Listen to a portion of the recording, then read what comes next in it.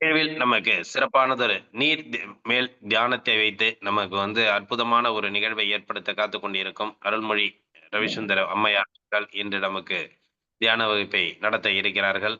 தொடர்ந்து நேற்றும் நமக்கு பார்த்தீங்கன்னா, தீபத்தின் மேல் தியானத்தை வைத்து நமக்கு சிறப்பான ஒரு தியானத்து வழிமுறைகளை ஏற்படுத்திக் கொடுத்தார்கள். இன்றும் நமக்கு அதனுடைய வழிமுறைகளை தொடர்ந்து இன்றும் நமக்கு தியான வகுப்பை சிறப்பிக்க இருக்கிறார்கள். இந்த காலைச்சக்கரம் நிகழ்வில் தொடர்ந்து நமக்கு சிறப்பானதொரு பங்களிப்பை ஏற்படுத்தி, இன்றைய நிகழ்வில் நமக்கு ஒரு தியான வகுப்பையும் அளிக்க இருக்கும் ஆசிரியை அருள்மொழி ரவிசுந்தர் அம்மையார் அவர்களை இன்றைய தியான வகுப்பை நடத்தி கொடுக்கும்படி அன்புடன் அழைக்கின்றோம்.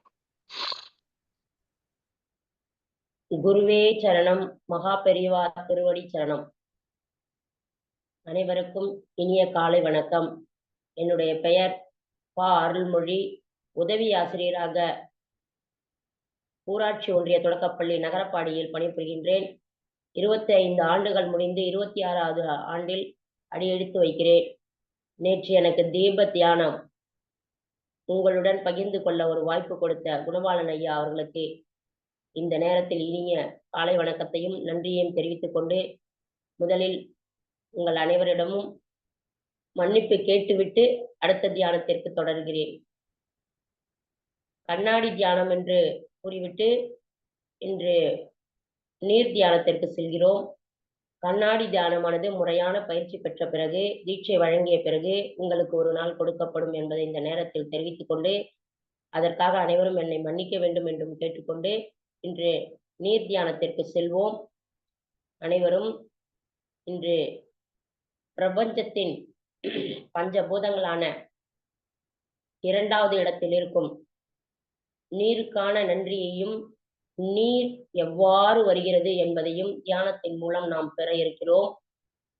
நீரின்றி அமையாது உலகெனின் யார் யாருக்கும் வானின்றி அமையாது ஒழுக்கு என்ற ஐயன் வள்ளுவன் வாக்கிற்கிணங்க இன்று நீருக்கான தியானத்தை ஆரம்பிக்கின்றோம். நிமிர்ந்து நேராக அமரவும். நம் மனக்கண்ணின் முன்னே இன்று மழை பெய்வதாக நினைத்துக் கொள்வோம். பூமியிலிருந்து பிறந்து ஆவியாகி வானுலகம் சென்று மீண்டும் ஆவியாக கீழே இறங்கும் மழை பெய்வதாக நினைத்துக் கொண்டு 5 நிமிடம் நம்முடைய அகத்தின் உள்ளே மழை பெய்வதாக நினைத்துக் கொள்வோம். நிமிர்ந்து நேராக அமரவும். மழையின் ஒளியை கேட்போம்.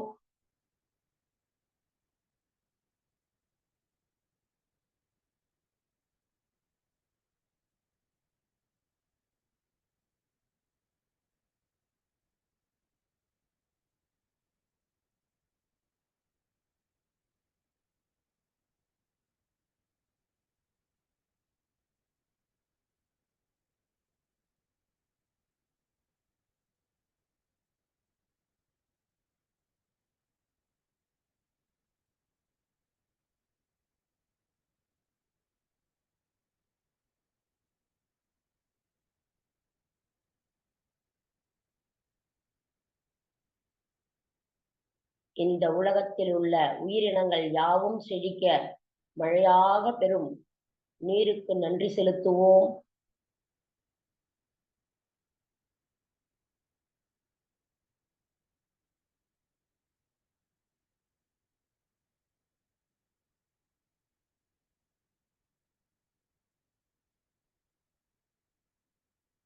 மழை நீரே உன்னதமான நீர், உயிரோட்டமான நீர் என்பதை உணர்வோம்.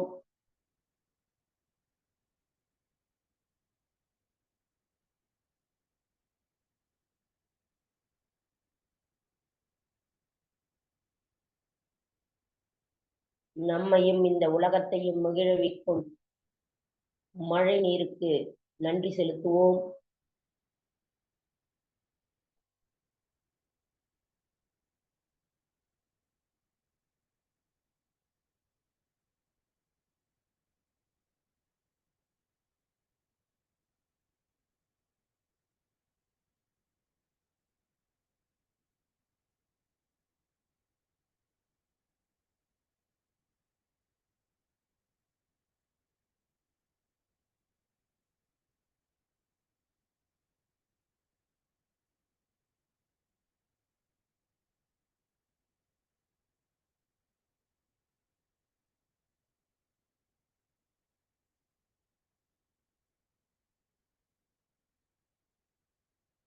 மழை நீர் பொழிந்து உலகெல்லாம் செழிக்கும் அந்த கற்பனையை மனதினில் கொண்டு வருவோம்.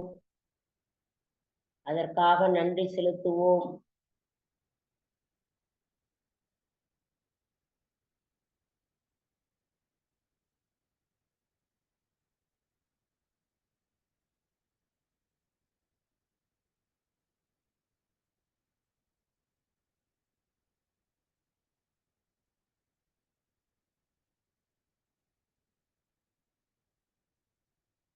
அடுத்ததாக மழை நீர் பொழிந்து அருவிகளின் வழியாக, மலை அருவிகளின் வழியாக கீழே கொட்டுவதை உணர்வோம்.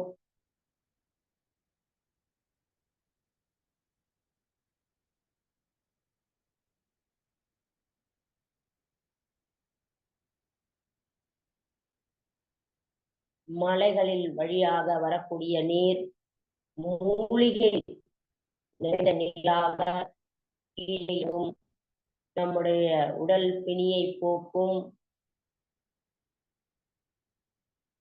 இப்பொழுது மலைகளின் வழியாக வரக்கூடிய நீரை நாம் அகத்தினுள் கொண்டு வருவோம்.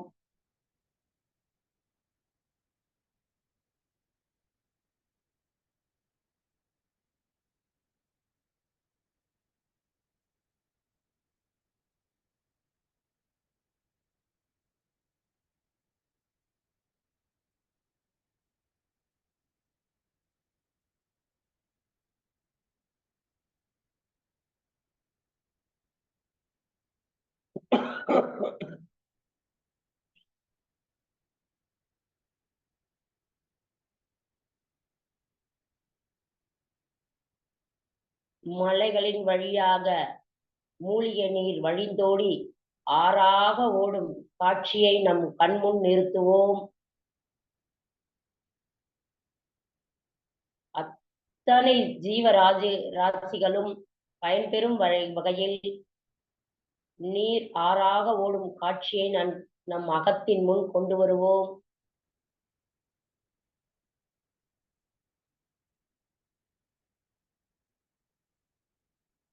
மழையின்றி மண்ணுயிர் இல்லை என்பதை நாம் உணர்வோம்.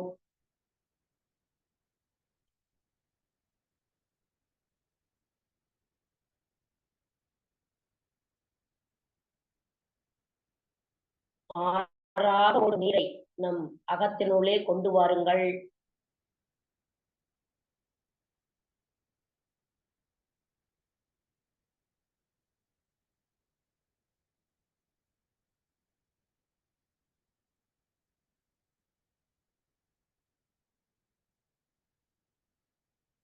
ஆறாக ஓடி கிராம மக்களுக்கும் உலக மக்களுக்கும் நன்மை பயக்கும் நீருக்கு நன்றி செலுத்துவோம்.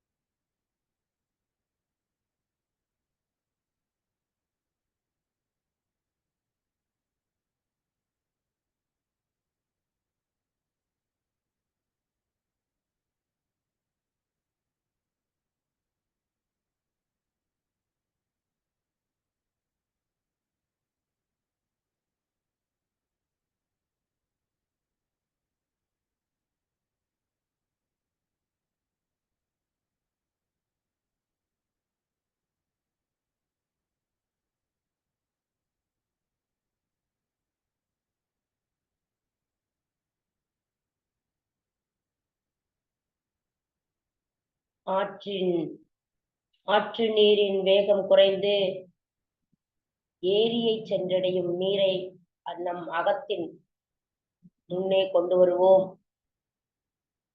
ஏரியாக நீரானது ஏரியை அடைத்துக் கொண்டு வாழ்வாங்கு வாழும் ஜீவராசிகளுக்கு உதவி செய்யும் எண்ணத்தை நாம் கண் முன்னே கொண்டு வருவோம். ஏரியை சுற்றி எத்தனை உயிர்கள் வாழ்கின்றன நீரினால் என்பதை நாம் கண்முன்னே கொண்டு வருவோம்.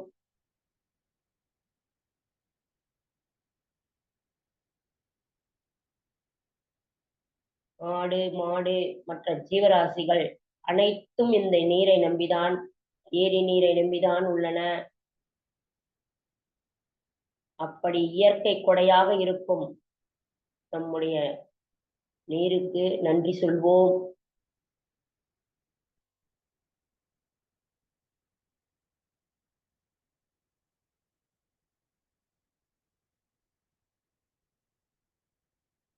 ஏரி நீரானது எத்தனையோ விவசாயிகளுக்கு அருட்கொடையாக இருக்கின்றது.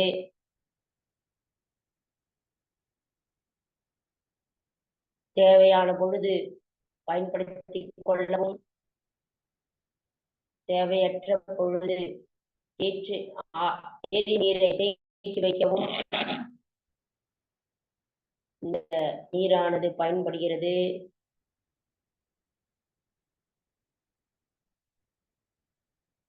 இந்த நீரின் மூலம் விவசாயம் செய்யும் அத்தனை விவசாய நண்பர்களையும் வாழ்வாங்கு வாழ வேண்டும் என வாழ்த்துவோம்.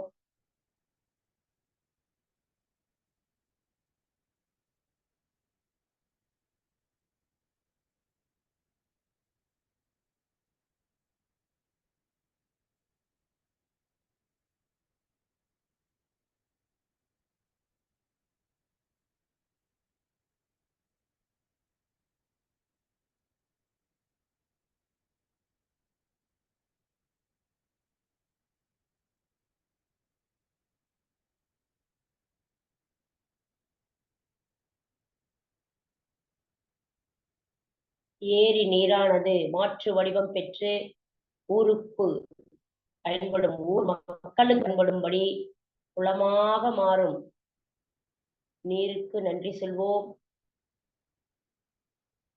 ஒவ்வொரு ஊரிலும் ஒரு கோவில், ஒரு குளம், ஒரு பள்ளி என்பது அன்றைய வழக்கத்தில் உள்ளது. நீரின் வேகம் குறைந்து இப்பொழுது குளமாக மாறியிருக்கும் நீருக்கு நன்றி சொல்வோம்.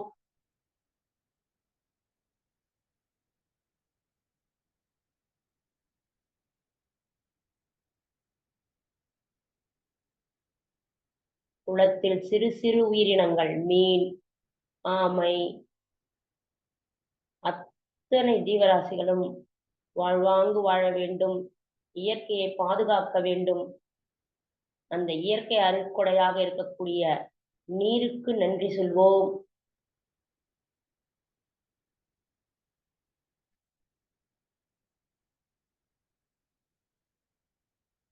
ஊரின் தேவைக்கு பயன்படும் குளமாக மாறியிருக்கும் நீருக்கு நன்றி சொல்வோம்.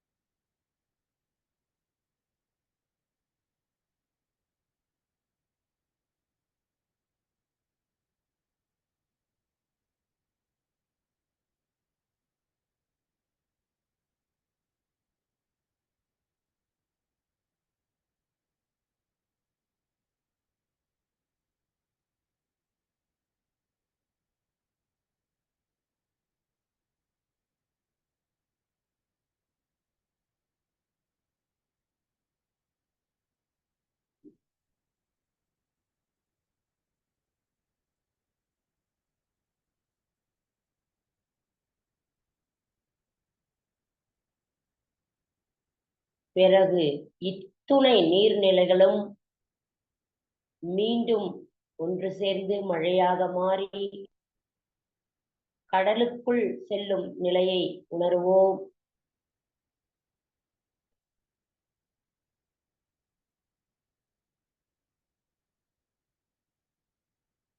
அருவி, ஆறு, ஏரி, குளம் மற்றும் அத்துணை நீர்நிலைகளும் ஒன்று சேர்ந்து வெவ்வேறு நிலையில் இருந்தாலும் ஒன்று சேர்ந்து கடலுக்குள் செல்லும் காட்சியை நம் கண் முன்னே கொண்டு நிறுத்துவோம்.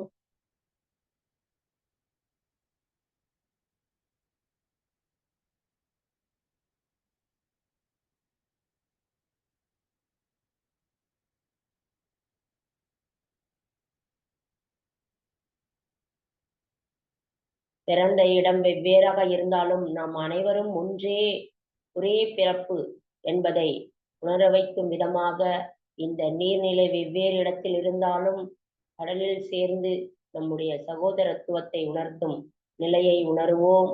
நீரின் மூலம் சகோதரத்துவத்தை உணர்வோம்.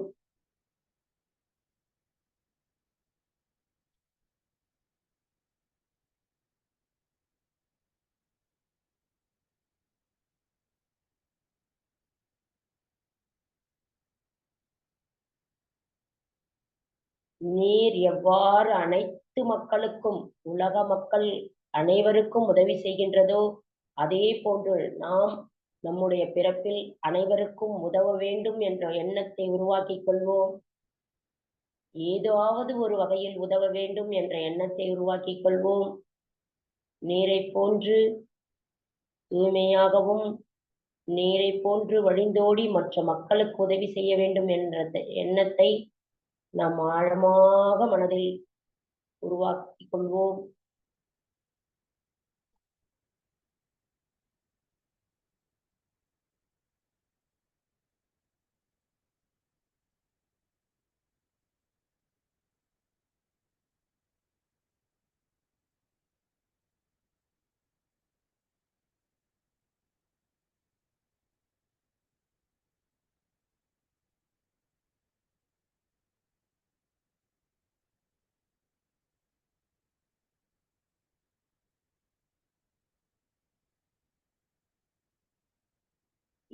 இத்தனை நிலைகளில் ஓடிய நீரானது கடலில் சேர்ந்த பிறகும் சூரிய வெப்பத்தினால் ஆவியாகி மீண்டும் தான் பிறந்த இடத்திற்கே மேகத்திற்குள் சென்று மறைகிறது.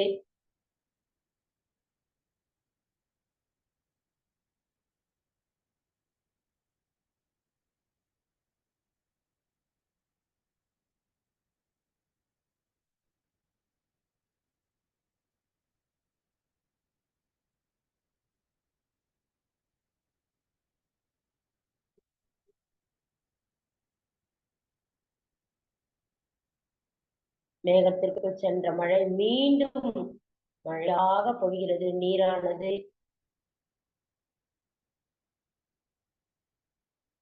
வெவ்வேறு வடிவங்களும் வெவ்வேறு நிலைகளும் உருமாறி மீண்டும் மழையாக பூந்தாட்டி வந்திறங்குகிறது.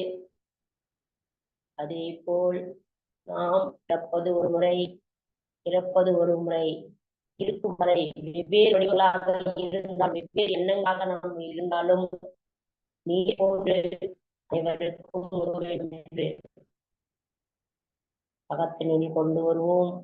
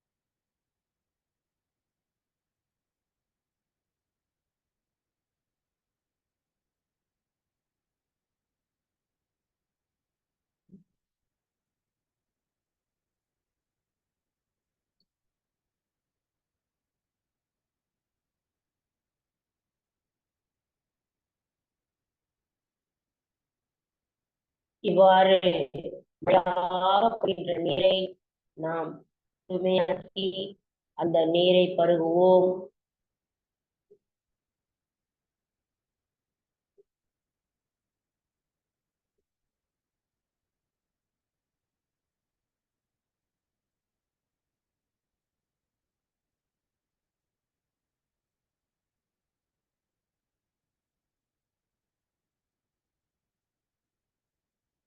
நீரே உலகின் ஆதாரம்.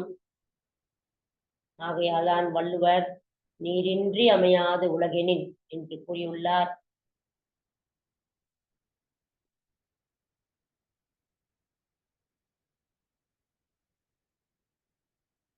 நீருக்கு நன்றி செலுத்துவோம். நீரை அளவான முறையில் பயன்படுத்துவோம். வீணாக்காமல் நீரை உட்கொள்வோம். நீரினால் நமக்கு கிடைக்கும் பயன்களை எண்ணி எண்ணி மகிழ்வோம்.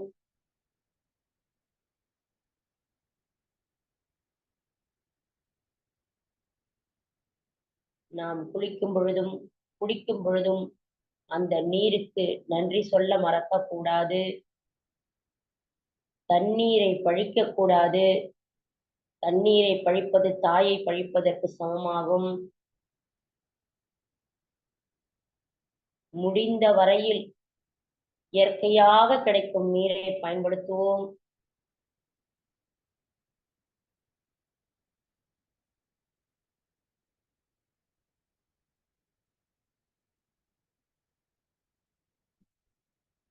மழை நீரை சேமித்து வைக்கும் பழக்கத்தை நாம் எடுத்துக்கொள்வோம்.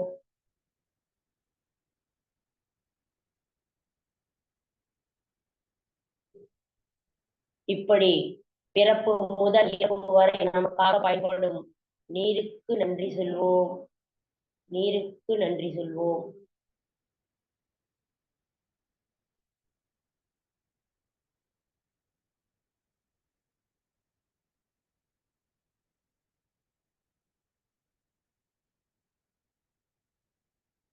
நீருக்கு நன்றி சொல்வோம்.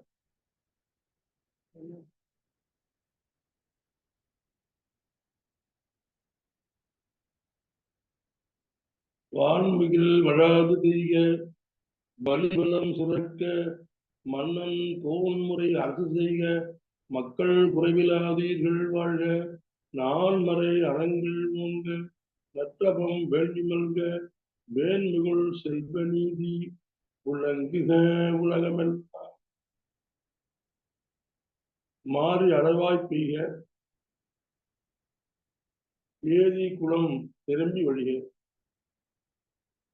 மக்கள் குறைவிலாது வாழ்க. நன்றி.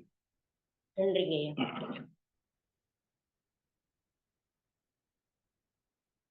அனைவரும் பொறுமையாக கண்களை திறக்கவும்.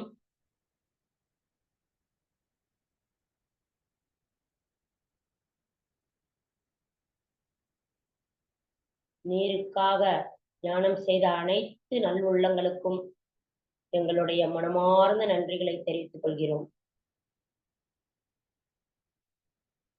பொறுமையாக கண்களை திறக்கவும்.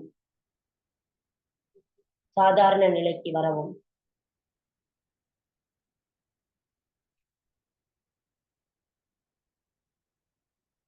நன்றிங்க ஐயா.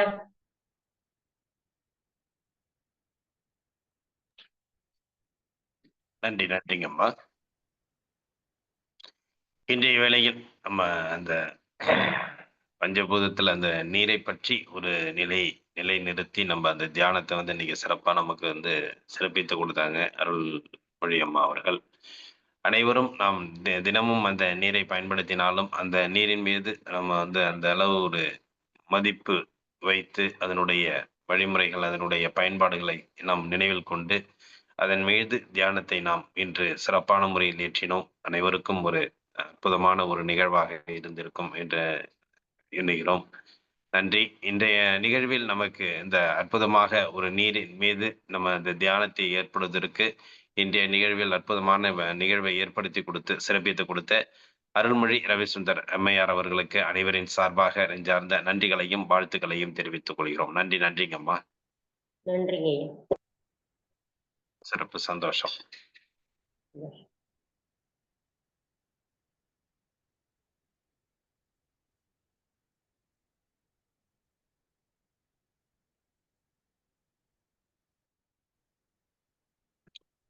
நிகழ்ச்சியின் தொடர் அடுத்த நிகழ்வாக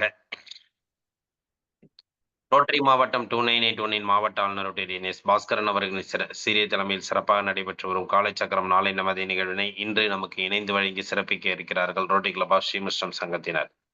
ரோட்டரி கிளப் ஆஃப் ஸ்ரீ முஸ்லிம் சங்கத்தின் உதவியாளர் ரொட்டேரியன் தாசன் அவர்களுக்கும், தலைவர் ரொட்டேரியன் ரவிசுந்தர் அவர்களுக்கும், செயலாளர் ரொட்டேரியன் குருராஜன் அவர்களுக்கும், பொருளாளர் ரொட்டேரியன் ரவிச்சந்திரன் அவர்களுக்கும், மற்றும் அவர்களது சங்க உறுப்பினர்கள் அனைவருக்கும் இந்த காலை வேளையிலே வாழ்த்துக்களை வரவேற்புகளையும் தெரிவித்துக் கொண்டு நிகழ்ச்சியின் முதல் நிகழ்வாக ரோட்டரி வணக்கம் வாசிக்க வருகிறார் ரோட்டரி கிளப் ஆஃப் ஸ்ரீ முஸ்லிம் சங்கத்தின் தலைவர் ரோட்டரி ரவிசுந்தர் அவர்களின் துணைவியார் அருள்மொழி ரவிசுந்தர் அவர்கள். மீண்டும் ஒரு முறை இனிய காலை வணக்கம். ரோட்டரி இறை வணக்கம். இறைவா, மனித குலத்தை படைப்பித்த தந்தையே, உயர்ந்த நிறைவான நன்னெறிகளை அடிப்படையாக கொண்ட ரோட்டரி கொள்கையால் இவ்வியக்க நிறுவனரை அகத்தூண்டுதல் செய்தமைக்கு நாங்கள் உனக்கு நன்றி சொல்கின்றோம். உண்மையான ரோட்டரி மெய்ப்பொருளை ஆழமாக ஈர்த்து கொள்ளவும், அனைத்து மக்களிடையே தன்னம்பிக்கையையும் அமைதியையும் நிலைநாட்டி ஓய்வின்றி உழைக்கவும், நிறம், சமயம், தேசம் என்ற தடைகளையும் பாகுபாடுகளையும் நீக்கவும், பொருளாதார சமய தடைகளை களையவும், மேலும் மானுடத்தின் புனிதத்தையும் தொழிலின் மேன்மையையும் முறையாக புரிந்து கொள்வதன் மூலம் எல்லா மனிதர்களும், எல்லா குடும்பங்களும், எல்லா நாடுகளும் நட்புணர்வுடனும் தோழமையுடனும் வாழ்ந்திட உன் புனிதமான திருவடிகளை சுற்றி ஒன்று கூடி மெய்யான படைப்பாளி நீயே என்று புகழ்ந்திட எங்கள் ஒரே உண்மையான நிரந்தரமான எல்லோரும் விரும்புகின்ற தந்தையே, இங்கே கூடியுள்ள ரொட்டேரியன்களாகிய நாங்கள் எங்களுக்கு உதவி செய்யும்படி உன்னை இறைஞ்சுகின்றோம். நன்றி, வணக்கம். நன்றிம்மா. ரோட்டரி வணக்கம் வாசித்த அம்மையார் அவர்களுக்கு நன்றிகளையும் வாழ்த்துக்களையும் தெரிவித்துக் கொண்டு நிகழ்ச்சியின் அடுத்த நிகழ்வாக வரவேற்புரை நிகழ்த்த தலைவர் ரவிசுந்தர் அவர்களை அன்புடன் அழைக்கிறேன். அனைவருக்கும் இனிய காலை வணக்கம். பார்த்ததுக்கு நண்பர் பாஸ்கர் அவருடைய அவர்களை அன்போடு, ஆளுநர் அவர்களை அன்போடு வரவேற்கின்றோம். 22 உதவி ஆளுநர் தாசன் அவர்களை அன்போடு வரவேற்கின்றோம். காலச்சக்கரத்தினுடைய சேர்மன் குணவாளன் அவர்கள் அன்போடு வரவேற்கின்றோம். அவருடைய உதவி சேர்மன் அவர்கள் அனைவரையும் அன்போடு வரவேற்கின்றோம். காலச்சக்கரத்தினுடைய இந்த நிகழ்வில் நீர் தியானமானது திடீரென மாற்றப்பட்டு அருமையாக தெரிவிக்கப்பட்டது. நீர் உலகம் கிடையாது. அந்த வகையில் நீரானது சிறப்பாக பயன்படுத்த வேண்டும் என்பதை அருள்மொழி அம்மாவர்கள் உணர்த்தினார்கள். நன்றாக இருந்தது. அவர்களுக்கு ஸ்ரீமுஸ்லிம் சங்கத்தின் சார்பில் நன்றியும் பாராட்டுகளையும் தெரிவித்துக் கொள்கின்றோம். மேலும் யோகாப்பயிற்சி நலசையா அவர்களை அன்போடு வரவேற்கின்றோம். இந்த சிறப்பு விருந்தினர் ரேகா சிவகுமார் அம்மா அவர்களை அன்போடு வரவேற்கின்றோம். அவருடைய பணி சிறந்தபடி உணவு பற்றி பல தகவல்களை நமக்கெல்லாம் கொடுத்து நேரடி பேச்சியிலும் நமக்கு சிவசேலித்து பல உணவுகளை சமைத்து கொடுத்து நல்ல ஒரு தீர்வை நமக்கு சத்தான உணவுகளை எடுத்திருக்கிறார்கள். அவர்களை வரவேற்று பாராட்டுகளை தெரிவித்துக் கொண்டோம். எங்களுடைய சாசன தலைவர், முன்னாள் தலைவர்கள், துணைத் தலைவர், செயலாளர், பொருளாளர் மற்றும் ஸ்ரீமுஸ்லிம் சங்கத்தினுடைய உறுப்பினர்கள் அனைவரையும் வருவது என்று வரவேற்கின்றோம். இன்றைய நிகழ்வு எளிதாக அமைய இல்லாமல்ல பரமேஸ்வரனை பிரார்த்தித்து எங்களுடைய குடும்பத்தில் இருக்கக்கூடிய ஒளிப்பதிவாளர் ஐயா அவர்களையும், குடும்பத்தில் உள்ள ஆசிரியர்களாக பணியப்பட்டு அமர்ந்திருக்கக்கூடிய எங்களுடைய பழனிவேல் ஐயா, பன்னீர்செல்வம் ஐயா, சிவானந்தம் ஐயா, ஜோதிம்மா அவர்களையும் வரவேற்று உறுப்பினர் அனைவரையும் வீடுகளையும் காலத்திற்கு வீடு அனைவரையும் வரவேற்று இன்றைய தினம் நிகழ்ச்சியை தோன்றுமாறு கேட்டுக்கொள்கிறோம். சகனாபவது சகனௌ குணத்து சகவீர்யம் கரபாபகைஹி தேஜஸ்வினாவதீதமஸ்து மாபிஸ்விதாபகைஹி. ஓம் சாந்தி சாந்தி சாந்தி.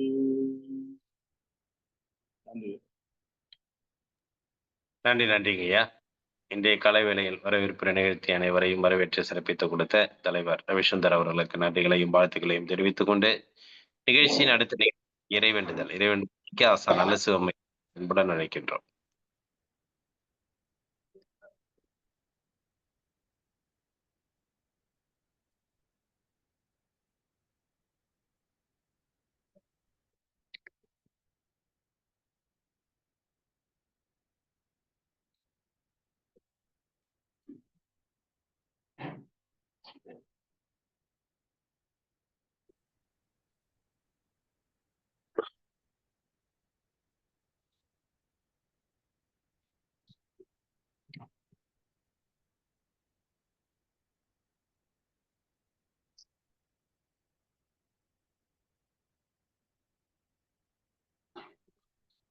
வந்துட்டாரா?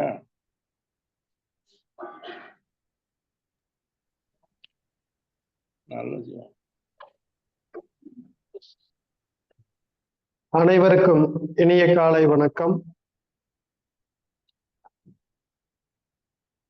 தெளிவு குரு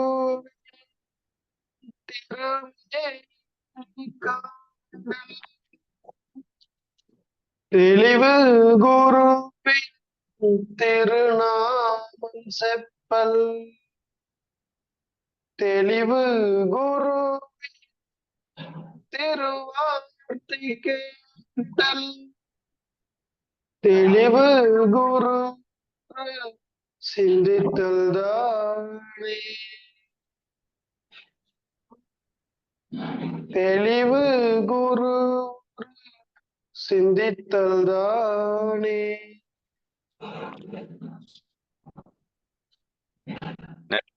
அடுத்த நிகழ்வாக அடிப்படை வணக்கம்.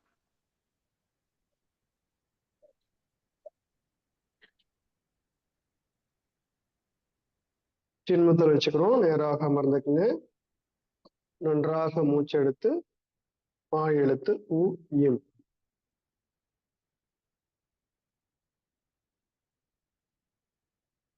ஆ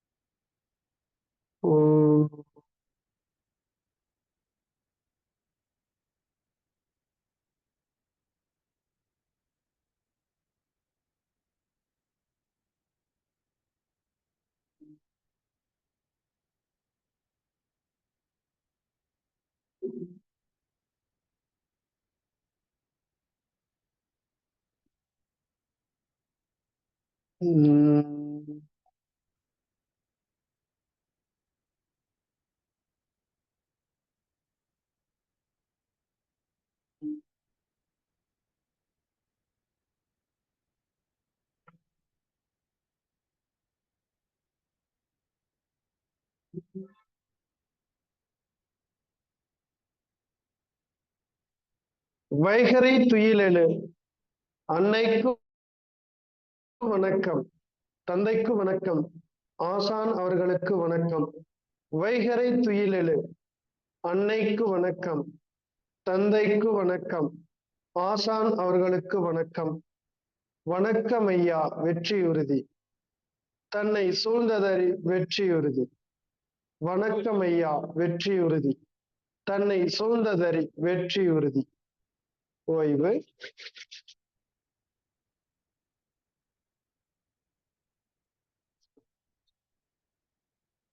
நன்றிங்க ஐயா. நிகழ்ச்சியின் அடுத்த நிகழ்வாக தொடர் ஆசன பயிற்சிகள் மற்றும் மூச்சு பயிற்சி.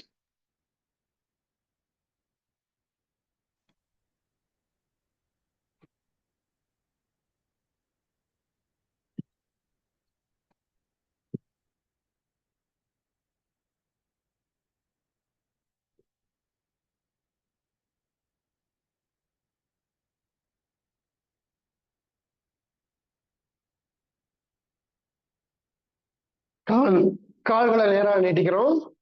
நன்றாக மூச்சல் தொடுங்க.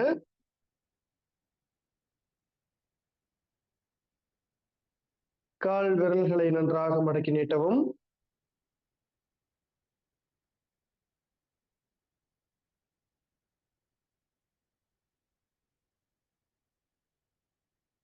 ரைட் லெக் மடக்கி நீட்டுங்க. Left leg, right leg, left leg,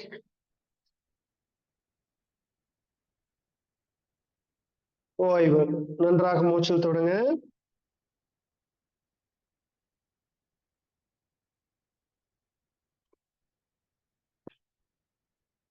நின்ற நிலைக்கு வந்துடுறோம்.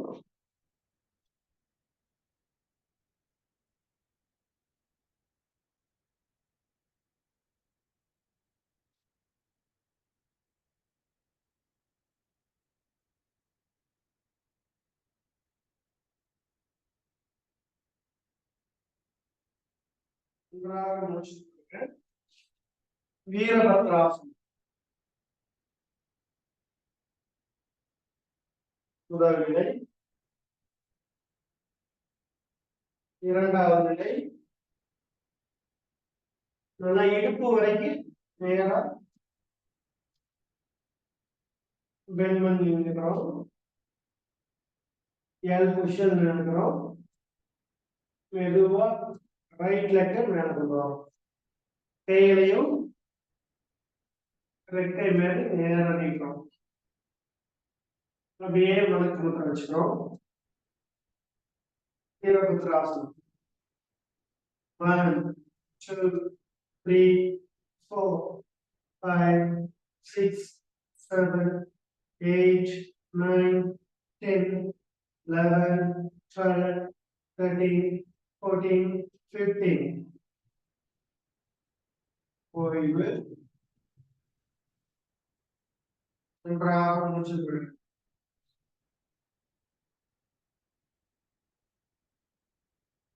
ஆழ்ந்து மூச்சு விடுறோம்.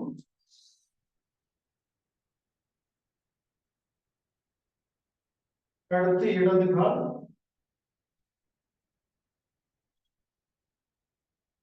நிலை. காவடினத்துல நல்லா தலையை கொண்டு வச்சுக்கிறோம். இடுப்பு வரைக்கும் மடங்கிக்கிறோம்.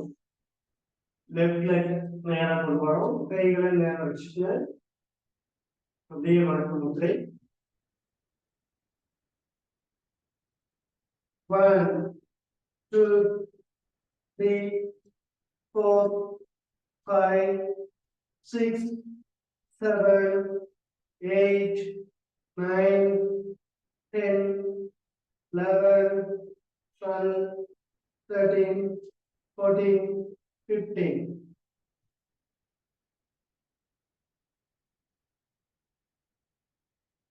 ஓய்வு. நன்றாக மூச்சு விடுங்க.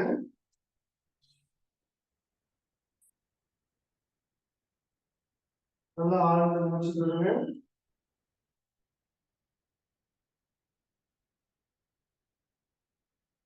நம்முடைய கவனங்கள் எங்கேயும் போகாம கரெக்டா ஆசனங்கள் மேல கவனம் வச்சா மட்டும்தான் இந்த பயிற்சி செய்ய முடியும். கவனம் தியானம் எல்லாம் ஒருங்கிணைந்த பயிற்சி இந்த வீரபத்ராசனம். நம்முடைய சுவாச உறுப்புகளை நன்றாக வேலை செய்ய வேண்டும். நல்ல ஆழமைத்து வேண்டும். கவனம் ஒருங்கிணைக்கும். கையை கீழே வச்சு தலை நேரா நீட்டி தலையை நேரா வச்சு பழைய நீட்டி. முடியாதவங்க இப்படி 10 செகண்ட் செஞ்சுக்கலாம். 1 2 3 4 5 6 7 8 9 10. காலமாத்து செய்யுங்க. Left leg. 1 2 3 4 5 6 7 8 9 10. அப்படியே கொஞ்சமா கை நீட்டி இப்படி கூட பழகிக்கலாம்.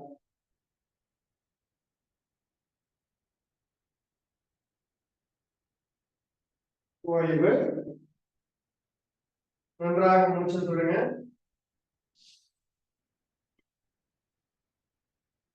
உட்கட்டாசனம். காலவரைக்காக வச்சுக்கிறோம். கைகள் நேராக நீட்டி சேர் பொசிஷன் வந்துடும். சேர் இல்லாம சேர்ல பண்ற மாதிரி.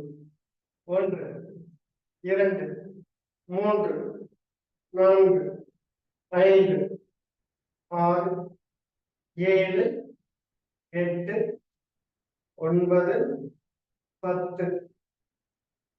ஓய்வு. மெதுவா கையை கொண்டு வாங்க. நன்றாக மூச்சு விடுங்க.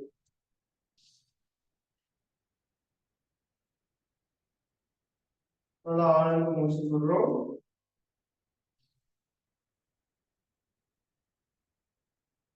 மலாசனம். காலை கொஞ்சம் ரீசெட் வச்சு கைகளை மெதுவா மேல கொண்டுவாங்க.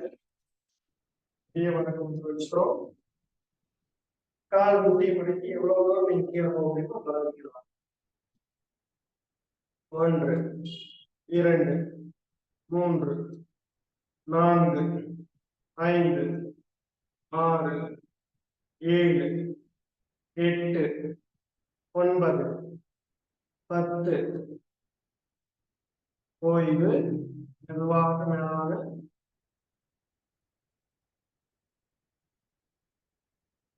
மெதுவாக மூச்சுக்கிட்டே கிளம்பலாம். நன்றாக மூச்சு விடுங்க.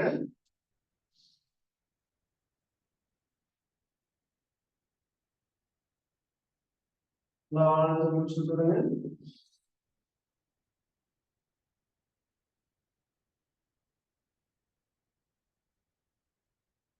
அப்படியே அமர்ந்து நினைக்கணும். காணி கொடுங்க. கால் நல்லா ரிலாக்ஸ். ரைட் லெஃப்ட் நல்லா கால் இடுப்பு வரைக்கும் கால் ரைட் லெஃப்ட் நல்லா ஆடணும்.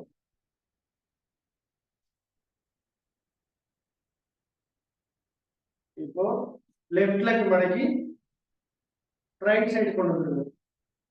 ரைட் லெக் காலுக்கு கீழே வரணும். கால் முட்டி நம்ம நேர் இருக்கிற மாதிரி வச்சுக்கோங்க. கால் முட்டி ரைட் லெக் மேல எடுத்து வச்சுக்கிறோம். 2 முட்டியும் நேரா இருக்கும். குதிக்கால் வந்து நம்ம இடுப்பு பகுதி பக்கத்துல வந்துடும். குதிக்கால் கால் பெருவரல பிடிச்சு நன்றாக மூச்சுடுங்க. மெதுவா மூச்சு விட்டே கீழே போய் டச் பண்ணுங்க. உடல் இலக்கமா வச்சுக்கங்க. 1 2 3 4 5 6 7 8 9 10 ஓய்வு. மூச்சு வந்துட்டே ஸ்ட்ரெயிட்டா வந்துடுங்க. நன்றாக ஒரு முறை மூச்சு. கைகள் மேல வைத்துங்க. லெஃப்ட் ஹேண்ட் கீழே ரைட் ஹேண்ட் மேல நேரா பாருங்க. 1 2 3 4 5 6 7 8 9 10 ஓய்வு. கைகளை மெதுவாக கீழே வைங்க. நன்றாக மூச்சு விடுங்க.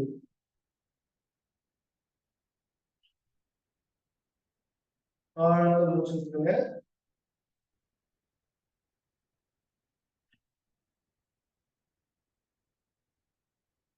ரைட் லெக் நேரம் ஆயிட்டீங்க.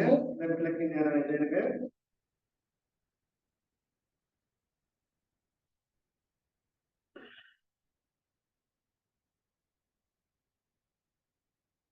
இப்ப முதல்ல ரைட் லெக் கீழே வச்சுக்கோங்க. லெஃப்ட் லெக் மேல பண்ணுவாங்க.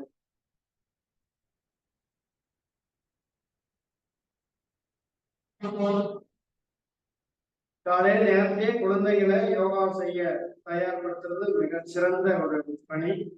சிறப்பா செஞ்சவங்களுக்கு நன்றி. மிக அழகாக இந்த பயிற்சி செய்யறாங்க. நீண்ட மூச்சுடுங்க. மெதுவா மூச்சு விட்டே கீழே வந்து டச் பண்ணுங்க. 1 2 3 4 5 6 7 8 9 10 ஓய்வு. மூச்சு மேலாங்க. கைகளை மேல வைத்துங்க. ரைட் ஹேண்ட் கீழே கொண்டு வந்துருங்க. லெஃப்ட் ஹேண்ட் மேல கைகளை கோர்த்துக்கணும்.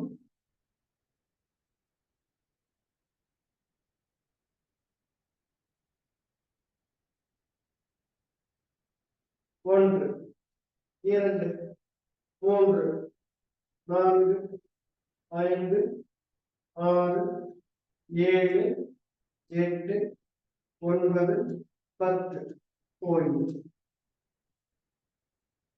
நன்றாக மூச்சு மேல வைப்பாங்க.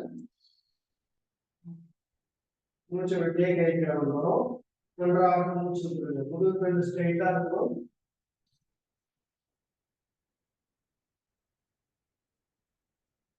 கோமுகாசனம் செய்யும் போது நம்ம கைகளை மேல இருக்கு, 2 கை இப்படி தோள்பட்டை மாத்தி மாத்தி டச் பண்ணி ஸ்ட்ரைட்டா பாருங்க.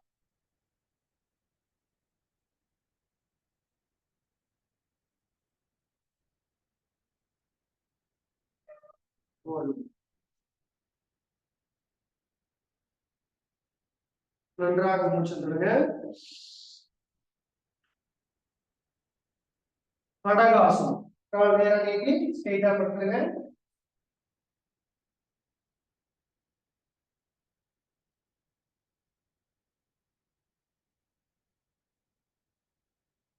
நல்லா ஆழ்ந்து மூச்சு விடுங்க.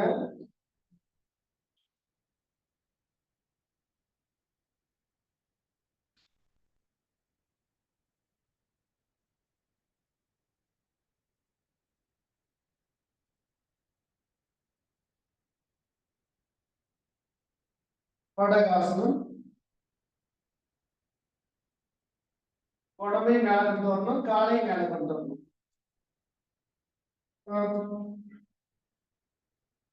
1 2 3 4 5 6 7 8 9 10. ஓய்வு. நன்றாக மூச்சு விடுங்க.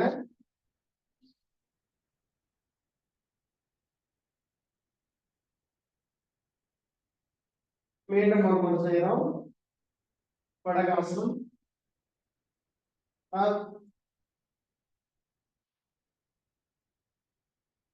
2 3 4 5 6 7 8 9 10 11 12 13 14 15. ஓய்வு. நன்றாக மூச்சு விடுங்க.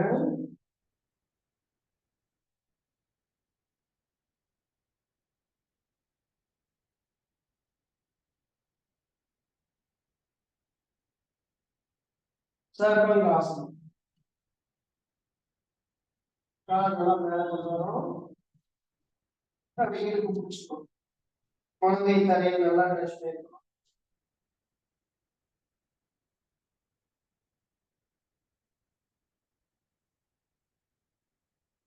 கால் விரல்களையே பார்க்கணும்.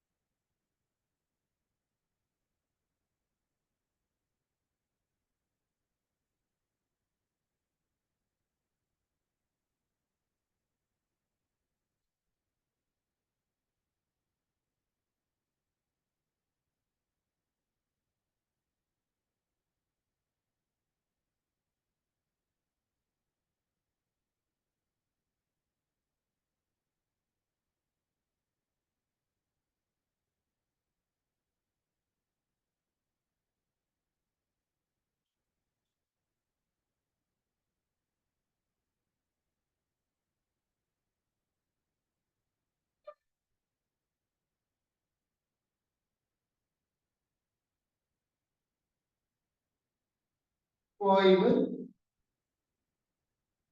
ஸ்ட்ரெயிட்டா படுத்து 1 நிமிடம் மூச்சு கவனிக்கணும்.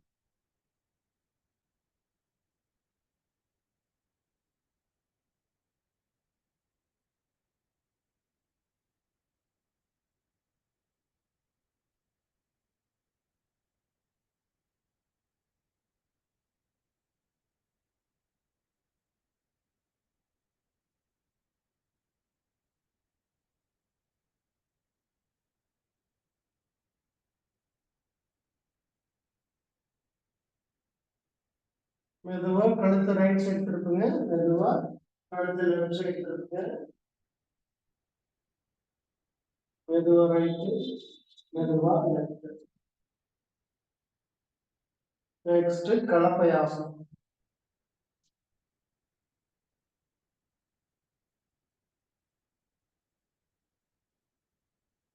கால்களை பின்னாடி எடுத்து போறோம்.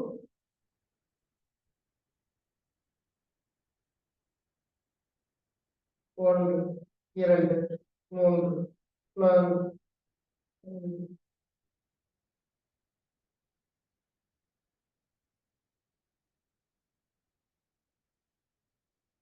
போய் 10 எண்ணிக்கை அல்லது 15 எண்ணிக்கை நாம் இருக்கணும். நன்றாக முடிச்சிருந்தோம்.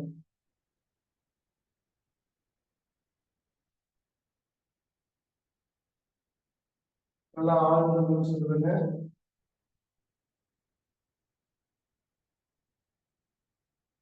உச்சந்தலைக்கு எடுத்த சொல்லுங்க மச்சாசனம்.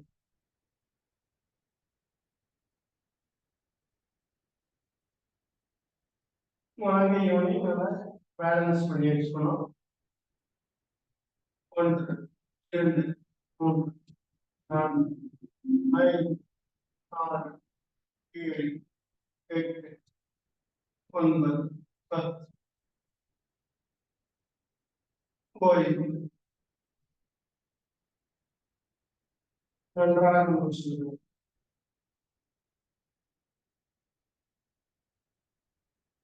நல்லா சொல்றோம்.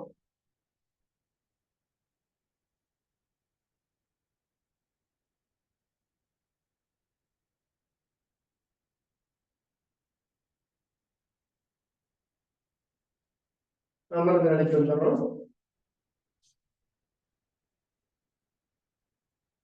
நன்றாக முடிச்சிருங்க. அர்த்த மச்சேந்திராசனம். லெஃப்ட் லெக் முன்னாடி ரைட் சைடு கொண்டு வந்துருங்க.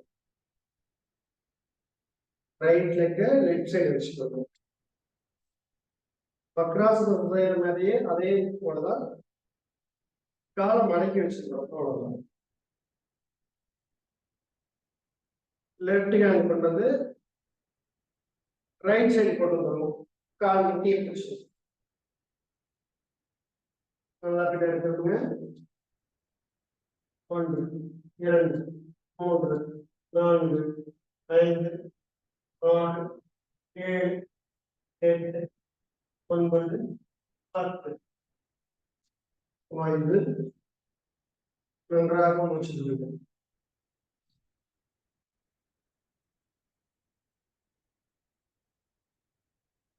நல்லா ஆழ்ந்து முடிச்சுடுங்க.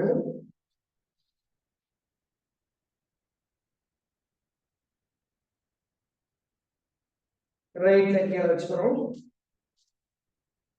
லெஃப்ட் லெக் மேல வச்சுக்கிறோம். கால் பாதம் நிற்கும் போது நேரம் நிற்கும் போது எப்படி வச்சுக்கிறோமோ அதே மாதிரி வச்சுக்கணும். கால் பாதம் எல்லாம் கரையை ஒட்டி இருக்கணும். இந்த முழங்கால் வந்து நல்லா செஸ்டோட ஒட்டி இருக்கணும்.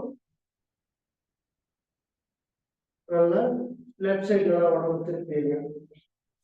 திருப்பிட்டு ரைட் ஹேண்ட் வந்து லெஃப்ட் சைடு கொண்டு வந்துடும்.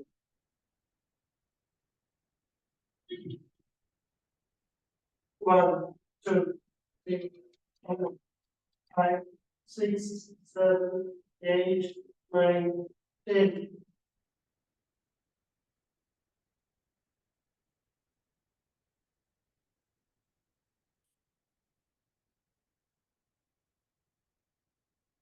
நேராக வந்து நன்றாக முடிச்சுக்கொள்ளுங்க.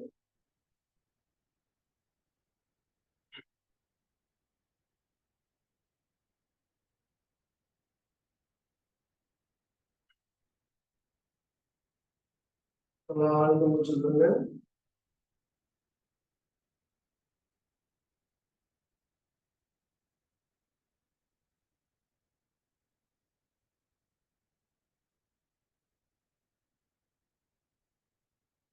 அப்படியே ஆதி முத்திரை வச்சு நல்லா நல்லா மூச்சு சொல்லுங்க. 1 2 3 4 5 6 7 8 9 10 11 12 13 14 15 2 கையில முத்திரை வச்சு ஆழ்ந்து மூச்சு கவனிங்க.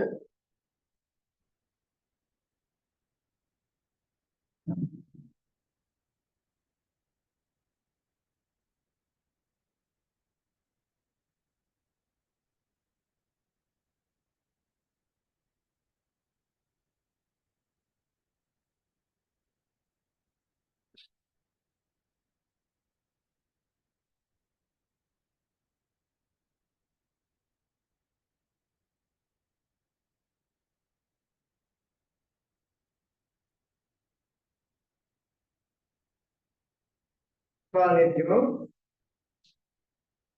மௌன ஆசனத்துல அப்படி ஒரு மூச்சு பயிற்சி.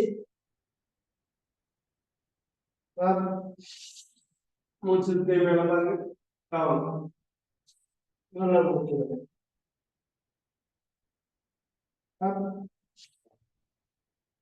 Down, up, down, up, down, up, down, up, down, up, down. அப்படியே முயலாசனம். தேநீட்டி தலை நல்லா டச் பண்ணுங்க. 1 2 3 4 5 6 7 8 9 10. இரண்டாவது மூச்சு விடுங்க.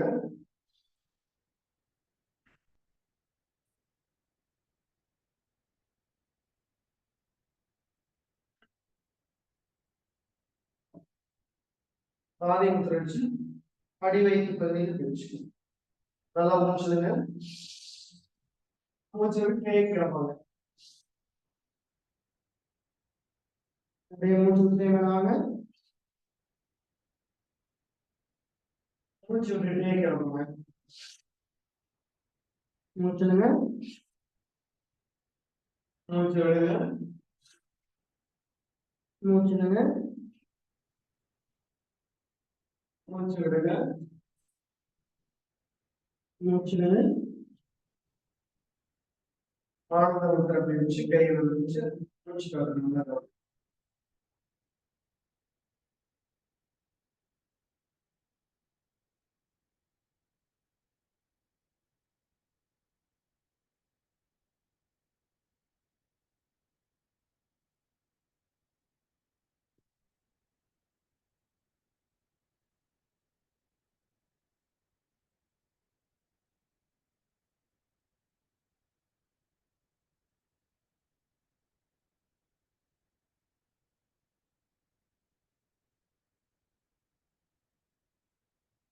சிறப்பு. கால் நேரம் நீட்டிக்கிறோம். அப்படியே சாந்தியாசன படுத்துங்க. கால் நேரம் நீட்டிங்க. கண்களை மூடி உடல் தளர்வா வச்சு நேரா படுத்துட்டு மூச்சு காடுங்களே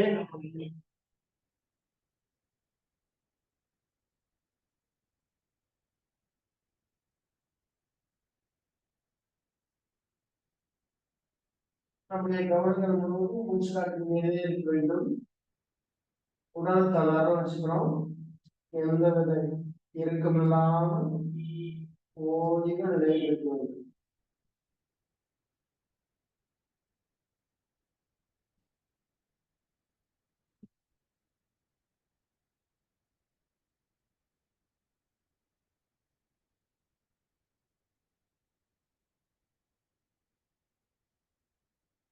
மனதில் எண்ணங்கள் அற்ற நிலையில் அமைதியாக இருக்க வேண்டும். நம்முடைய உச்சி முதல் பாதம் வரை அத்தனை உறுப்புகளும் ஓய்ந்து நடைபெறும்.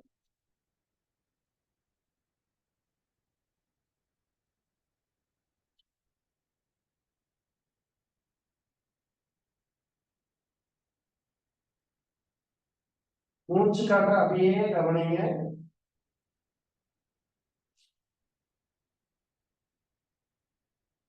நீங்க மூச்சு இழுக்கவும் வேண்டாம், விடவும் வேண்டாம்.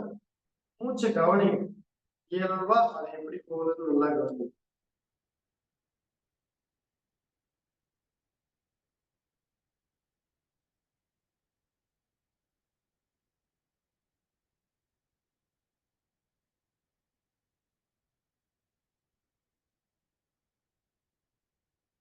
நம் உடல்ல எந்த இடத்துலயாவது உங்களுக்கு டிஸ்டர்பன்ஸ் இருந்துச்சு அப்படின்னா அந்த இடத்த நல்லா கவனிச்சு முழுமையா முழுசா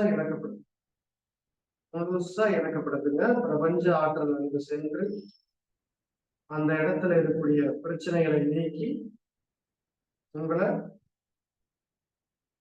மிகுந்த ஆரோக்கியத்தோடு வச்சிருக்கும். நம்ம உடல்ல ஏதாவது ஒரு இடத்துல தேவையில்லாத வாய்ப்புகள் இருந்துச்சுன்னா எல்லாமே வெளியில போய் தூய்மையான உயிர் காற்று உள்ள செல்லும்.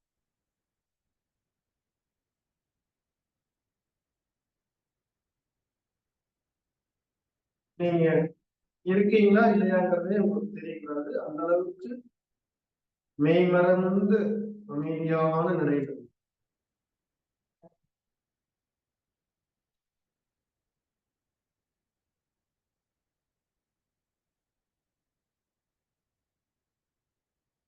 அண்டமும் பிண்டமும் ஒன்று, இயற்கையும் நாமும் ஒன்று. இயற்கையோடு இயற்கையாக அமைதியான நிலையில்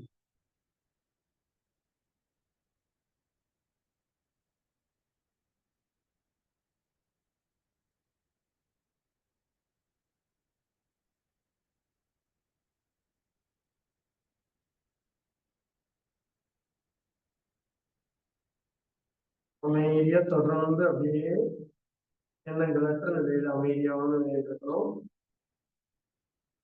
இந்த இனிமையான இந்த காலை வேளையிலே இந்த நல்லதொரு வாய்ப்பினை நமக்கு வழங்கிய ரோட்டரி சங்கங்களுக்கு நாம் மனமார்ந்த நன்றியை சொல்வோம். நன்றி ஐயா.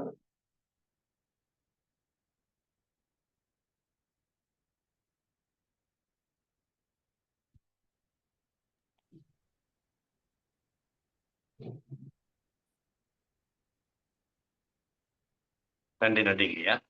இன்றைய வேளையில் அற்புதமாக நமக்கு அனைத்து விதமான ஆசன பயிற்சிகள் மற்றும் மூச்சு பயிற்சிகள் அளித்து சிறப்பித்துக் கொடுத்த ஆசான சிவமையா அவர்களுக்கு இந்த நன்றிகளையும் வாழ்த்துக்களையும் தெரிவித்துக் கொள்கிறோம். நன்றிங்க ஐயா.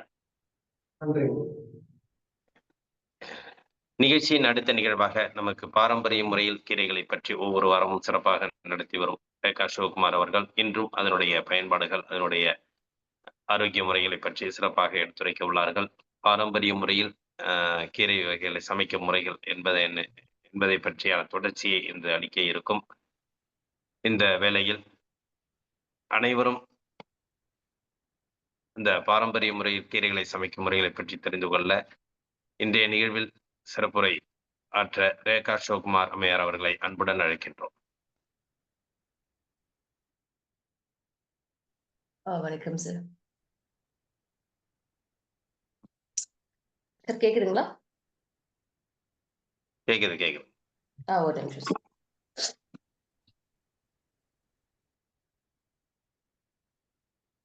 சார் இன்னைக்கு ஐயாவுடைய சிந்தனைகள் போடலீங்களா?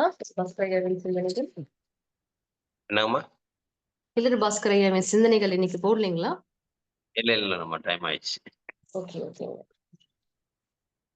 அதான் வெயிட் பண்ணிட்டு இருக்கேன். ஓகே.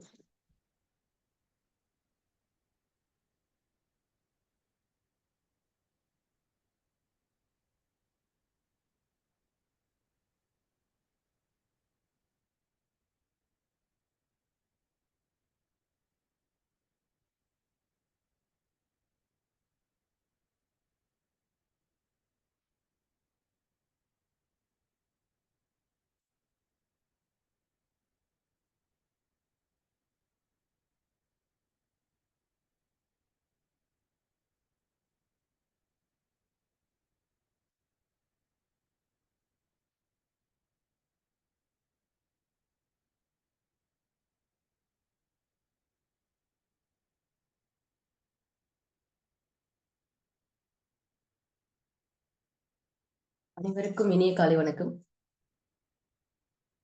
நம்ம கீரை சமைக்கிற முறையை பத்தி தொடர்ந்து 2 வாரமா பார்த்துட்டு வந்துட்டு இருக்கோம். இந்த 3வது வாரமா இன்னும் நிறைய தகவல்களை இன்னைக்கு நம்ம பார்க்க போறோம்.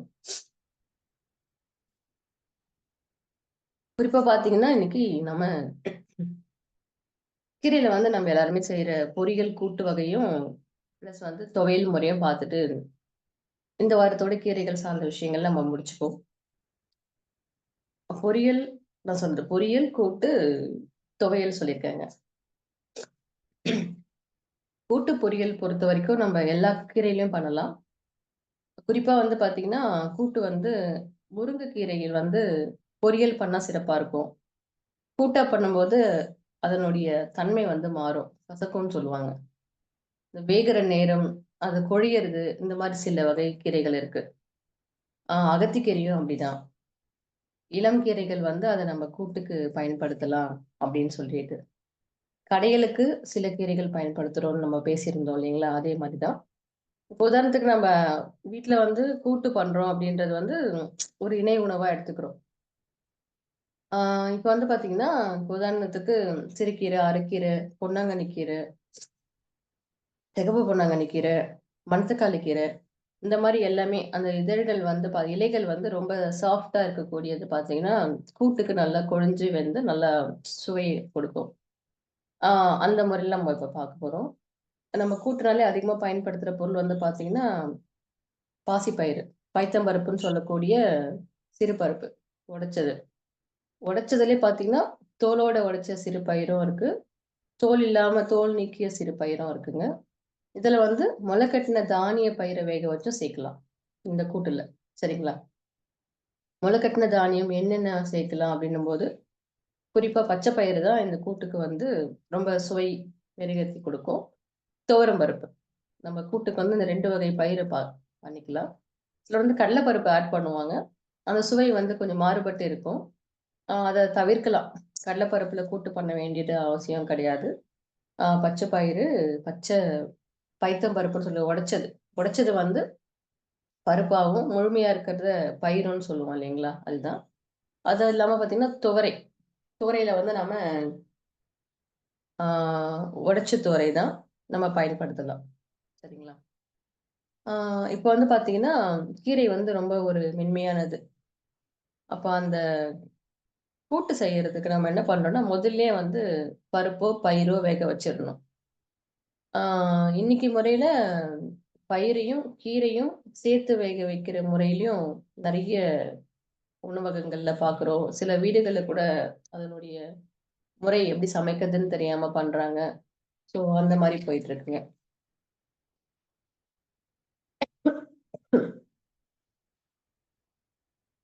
அத வந்து முற்றிலுமா தவிர்க்கணும். அது வந்து கிட்டத்தட்ட வந்து ஒரு ஆ 3லேருந்து ஒரு 5லேருந்து 10 நிமிடம். சில கீரைகளுக்கு ஏற்றவாறு சீக்கிரமா வெந்துறக்கூடிய கீரைகள் இருக்கு.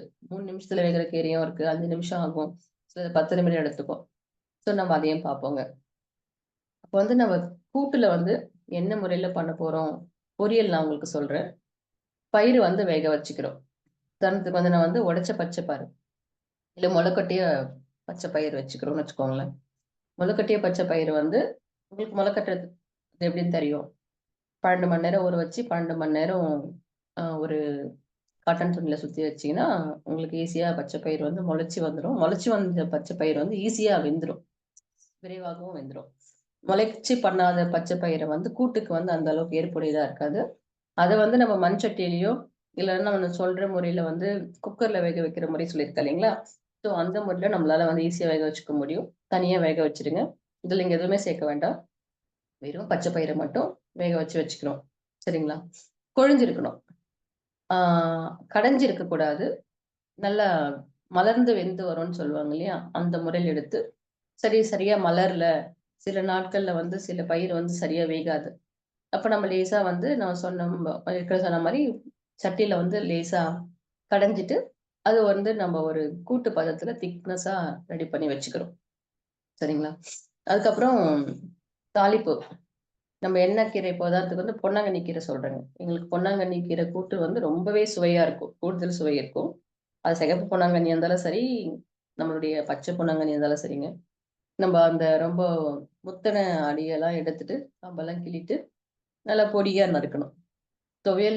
கூட்டு பொறுத்தவரைக்கும் ரொம்ப பொடியா கீரைகள் இருக்கும்போது நல்லா சுவையாவும், குழஞ்சு வேகறதுக்கும், குழந்தைங்க வந்து அத எடுத்து கூடாம சாப்பிடறதுக்குமான ஒரு ஒரு முறையில இருக்கும். பொடியா கட் பண்ணிக்கணும். கீரைய வந்து பொடியா கட் பண்ணிக்கிட்டோம். அலசிட்டு பொடியா கட் பண்ணிக்கோங்க. முதல்ல கீரைய வந்து ஆஞ்சிடுறோம். ஆய்ந்திடுதுன்றது சுத்தமா ஆய்ந்து எடுத்துட்டு, அதுக்கப்புறமா அத வந்து அலசிடுறோம். அலசின கீரைய வந்து கொஞ்சம் தண்ணி போக நல்லா வடிச்சுட்டு, பொடியா கட் பண்ணி எடுத்து வச்சுக்கிறோம். எடுத்து வச்சுட்டு நீங்க அப்படியே பயன்படுத்தலாம். திரும்ப அலச வேண்டிய அவசியம் கிடையாது. ஆ ஆனா அரியும்போது, பொடியா அரியும்போது சுத்தமான முறையில எதுவும் நம்மளுடைய இப்ப அரிவாள் மணையில பண்றோம்னா, அது ஒரு சுத்தமா மண்ணெல்லாம் இல்லாம, ஸோ அந்த மாரி ஒரு கட்டையில நறுக்குறோம்னா அதுல இருக்கக்கூடிய அந்த டஸ்ட்டுங்கெல்லாம் சிலர் வந்து கட்டை பயன்படுத்தும் போது ரொம்ப ஊறின கட்டை இந்த மாதிரிலாம் பயன்படுத்தும் போது அதையுமே கவனிக்க வேண்டியிருக்கு. சரிங்களா? அதன் முறைப்படி நீங்க கீரைகளை நறுக்கி அதனால அரிவாள் மலை வந்து எப்படி இருந்தாலும் பெஸ்ட். பெண்களுக்கு வந்து பெரும்பாலும் அரிவாள் மலை பயன்படுத்தணுன்றது நம்ம நிறைய மீட்டிங்ல சொல்லியிருக்கோம். பயன்படுத்தி நீங்க எடுத்து வச்சுறீங்க. உதாரணத்துக்கு வந்து ஒரு 4 பேருக்கு செய்றீங்கன்னா, ஒரு கட்டு கீரையும், ஒரு 150 கிராம் அ முளைக்க வச்ச பச்சை பயிரும் பயன்படுத்தினா கரெக்ட்டா இருக்கும். இதுல வந்து பார்த்தீங்கன்னா, சின்ன வெங்காயமும் பயன்படுத்தலாம், பெரிய வெங்காயமும் பயன்படுத்தலாம். சின்ன வெங்காயம் வந்து பார்த்தீங்கன்னா, முழுசா பயன்படுத்தாம உரிச்சிட்டு நறுக்கிக்கணும் அதையும். ஆ பெரிய வெங்காயமா இருந்தாலும் பொடி நறுக்கிக்கணும். பெரிய வெங்காயம் ஒரு 2 வெங்காயம் போதுங்க. சின்ன வெங்காயம் வந்து நம்ம ஒரு 10, 12 எடுத்துக்கலாம். எடுத்துக்கிட்டு தக்காளி கண்டிப்பா கூட்டுக்கு வந்து தக்காளி போடும்போது சுவை மேலும் கூடும். புளிப்பு சுவைக்காகவும். ஆ குழந்தைங்க விரும்பி சாப்பிடுற சுவையிலயும் தக்காளி சேரும்போது குழந்தைங்க அதிகமா விரும்பி சாப்பிடுவாங்க. ஒரு 2 தக்காளி நம்ம பொடியா கட் பண்ணிக்கிறோம். பூண்டு வந்து நசுக்காம நானு ஏற்கனவே சொல்லியிருக்கேன். பூண்ட வந்து நறுக்குற ஒரு மெத்தட் இருக்கு. பூண்ட வந்து உரிச்சிட்டு ரவுண்ட் ரவுண்ட் ஷேப்ல நீங்க குட்டி குட்டியா நறுக்கி வச்சுட்டீங்கன்னா, அந்த சுவை இடிச்சு போட்டீங்கன்னா ஒரு சுவை இருக்கும். நறுக்கி போட்டீங்கன்னா, அந்த பூண்டே வேற மாரி சுவையில இருக்கும். பார்த்தீங்கன்னா, இதுக்கு வந்து நம்ப பூண்டு, வெங்காயம், தக்காளி, காஞ்ச மிளகாய் அல்லது பச்சை மிளகாய். காய்ந்த மிளகாவா இருந்துச்சுன்னா, நீங்க காம்பு எடுத்து பயன்படுத்திக்கலாம். பச்சை மிளகாவா இருந்தா நீங்க கீறி பயன்படுத்திக்கலாம். இவ்வளவுதான். ஆ கீரைக்கு பெரும்பாலும் நம்ப வந்து கருவேப்பிலை போடாம தவிர்க்கணும். பெரும்பாலும் வந்து ஆ கருவேப்பிலை, கொத்தமல்லி வந்து கீரைக்கு, படையல் கீரைக்கோ, இல்ல பொரியல் கீரைக்கோ, கூட்டுக்கோ பயன்படுத்த வேண்டியது கிடையாது. ஸோ அந்த கருவேப்பிலையோடைய இது வந்து இது கூட சேரும்போது, சுவை மட்டும் இல்ல, ஆ எனக்கு தெரிஞ்ச மருத்துவர்கிட்ட கேட்டப்ப, சித்த மருத்துவர்கிட்ட, "கீரையில கருவேப்பிலை சேரணுன்றது கிடையாதும்மா. அதோட தனித்துவம் வேற" அப்படின்னு சொன்னாங்க. அதனுடைய முழுமையான சயின்ஸ் என்னன்றத நம்ம தெரிஞ்சுப்போம். அப்ப நீங்க கீரையில வந்து கருவேப்பிலை தாளிப்பு தவிர்த்துக்கலாம். பெருங்காயம் தாளிப்பு போட்டுக்கலாம். இது நம்ம தயார் பண்ண வேண்டிய பொருட்கள். இப்ப வந்து பார்த்தீங்கன்னா, கீரை நறுக்கியாச்சு, இதெல்லாம் நறுக்கியாச்சு. இப்ப வந்து எண்ணெய் ஊத்தி, நல்லெண்ணெய், கடலெண்ணெய், தேங்காய் எண்ணெய் இதெல்லாம் பயன்படுத்திக்கோங்க. நல்லெண்ணெய் ரொம்ப சுவை அதிகமா இருக்கும். எண்ணெய் ஊத்தி கடுகு நல்லா தாளிச்சு, தாளிச்ச உடனே பார்த்தீங்கன்னா, காஞ்ச மிளகாவோ, இல்ல பச்சை மிளகாவோ நம்ம தேவைக்கு. இப்ப இந்த அளவுக்கு வந்து பச்சை மிளகாவா இருந்தா ஒரு 5 பச்சை மிளகா இருக்கும். காய்ந்த மிளகாய் வந்தா ஒரு 8, 9 போட்டு எடுத்துக்கலாம். ஸோ போட்டு நல்லா வதக்கிட்டு, ஃபர்ஸ்ட்டு வந்து அந்த வெங்காயமும், கட் பண்ண பூண்டும் போட்டு வதக்கிட்டு, பிறகு வந்து பார்த்தீங்கன்னா, நம்ம அந்த தக்காளியும் போட்டு வதக்குறோம். அஸ் யூசுவல் வதக்குற முறை தான். கண்டிப்பா இதுல வந்து மஞ்சத்தூள் வந்து வதக்கும்போது கொஞ்சம் சேர்த்துக்கோங்க. மஞ்சத்தூள், உப்பு போட்டு நல்லா வதக்கிட்டு, அலசின கீரைய நம்ம கட் பண்ணி வச்சிருக்கோம் இல்லைங்களா? அந்த கீரைய வந்து நம்ம அத பயன்படுத்தி, நல்லா அதையும் சேர்த்து, எண்ணெயில கொஞ்ச நேரம் வதக்க வேண்டியது. லேசா வதக்குங்க. ரொம்ப வதக்காதீங்க. லேசா எண்ணெயில வதக்கிட்டு, கொஞ்சமா தண்ணி சேர்த்து, நல்லா மேல ஒரு மூடி போட்டு நல்லா வேக விட்டுருங்க. மூடி போடும்போது சீக்கிரமா வெந்துரும். சில வந்து கீரைகள வந்து மூடி போட்டு வேகக்கூடாது. அது உள்ள இருக்கிறதெல்லாம் இதுவாகும்லாம் சொல்லுவாங்க. அப்படிலாம் இல்லைங்க. நீங்க தட்டு போட்டு மூடிட்டீங்கன்னா, ஒரு ஆவி கட்டின மெத்தட்ல சீக்கிரமா வெந்துரும். ஸோ வெந்தது ஏன்னா கீரையுடைய அந்த இது வந்து பார்த்தீங்கன்னா, அடியில வெந்திருக்கும், மேல வேகாது. நீங்க தட்டு போடலைன்னா. அது ரொம்ப நேரம் ஆகும். நீங்க கலக்கி விட செய்யலாம். நீங்க மேல அழகா ஒரே ஒரு தம் மாரி ஃபுல்லா மூடி போட வேண்டாம். சும்மா ஒரு 3/4 பாகம் நீங்க மூடி போட்டீங்கனாலே, அந்த ஆவியிலேயே அழகா அது வெந்துரும். ஸோ தண்ணி வந்து ரொம்ப குறைவாவே பயன்படுத்திக்கலாம். ஏன்னா நம்ம ஆல்ரெடி வந்து அந்த பருப்ப வந்து மசிச்சு வச்சிருக்கோம். நல்லா கீரைய வந்து ரொம்ப நல்லா வேக வைக்காதீங்க. கிரீனிஷா வெந்து வரும். மஞ்சளும் கீரை கூட்டுக்கு நெறைய போட வேண்டாம். ஒரு கொஞ்சமா அந்த வெங்காயம், தக்காளிக்கு தேவையான அளவு லைட்டா போட்டோம்னா போதும். போடாமலே செய்யலாம்.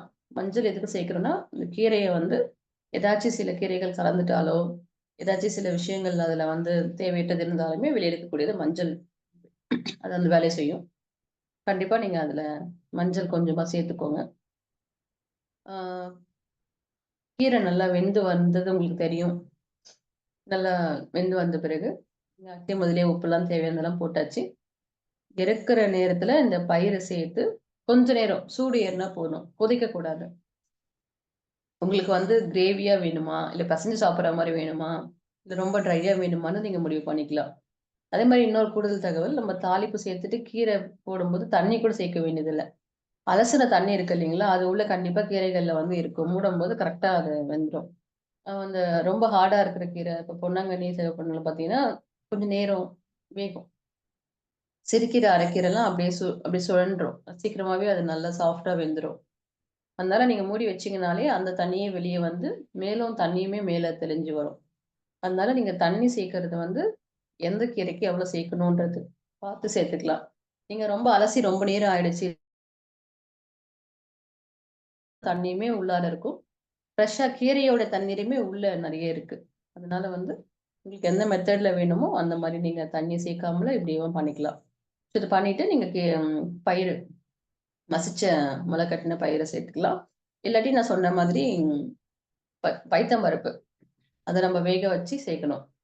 வேக வைக்கிற முறை வந்து பார்த்தீங்கன்னா, அது வந்து ரொம்ப கொழிஞ்சி விசில் விட்டு ரொம்ப வழவழலாம் இல்லாம, வெந்த கீரைய வெந்த பருப்ப வந்து லேசா மசிச்சு நீங்க பயன்படுத்துனீங்கன்னா, அந்த கூட்டோடைய சுவை வந்து மேலும் மெருகேறும். ரொம்ப சுவையா இருக்கும்.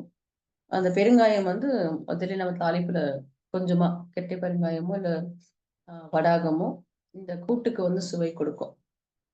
கண்டிப்பா இந்த பெருங்காயம்லாம் சேர்க்கறதுக்கு காரணம் வந்து, ஆ நம்ம ஜீரணத்தன்மைக்கு மட்டும் கிடையாது.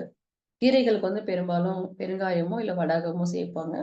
அதுக்கு காரணம் வந்து, உள்ள இருக்கிற நச்சுக்கள வந்து வெளியேத்தக்கூடியது பெருங்காயத்துக்கு இருக்கு, கடுகுக்கு இருக்கு, மஞ்சத்தூளுக்கு இருக்கு. இதெல்லாமே நம்ம வந்து ஒரு முறைப்படி செய்யற இந்த சமையல்ல ரொம்ப பார்த்து கவனமா செய்ய வேண்டிய விஷயங்கள்.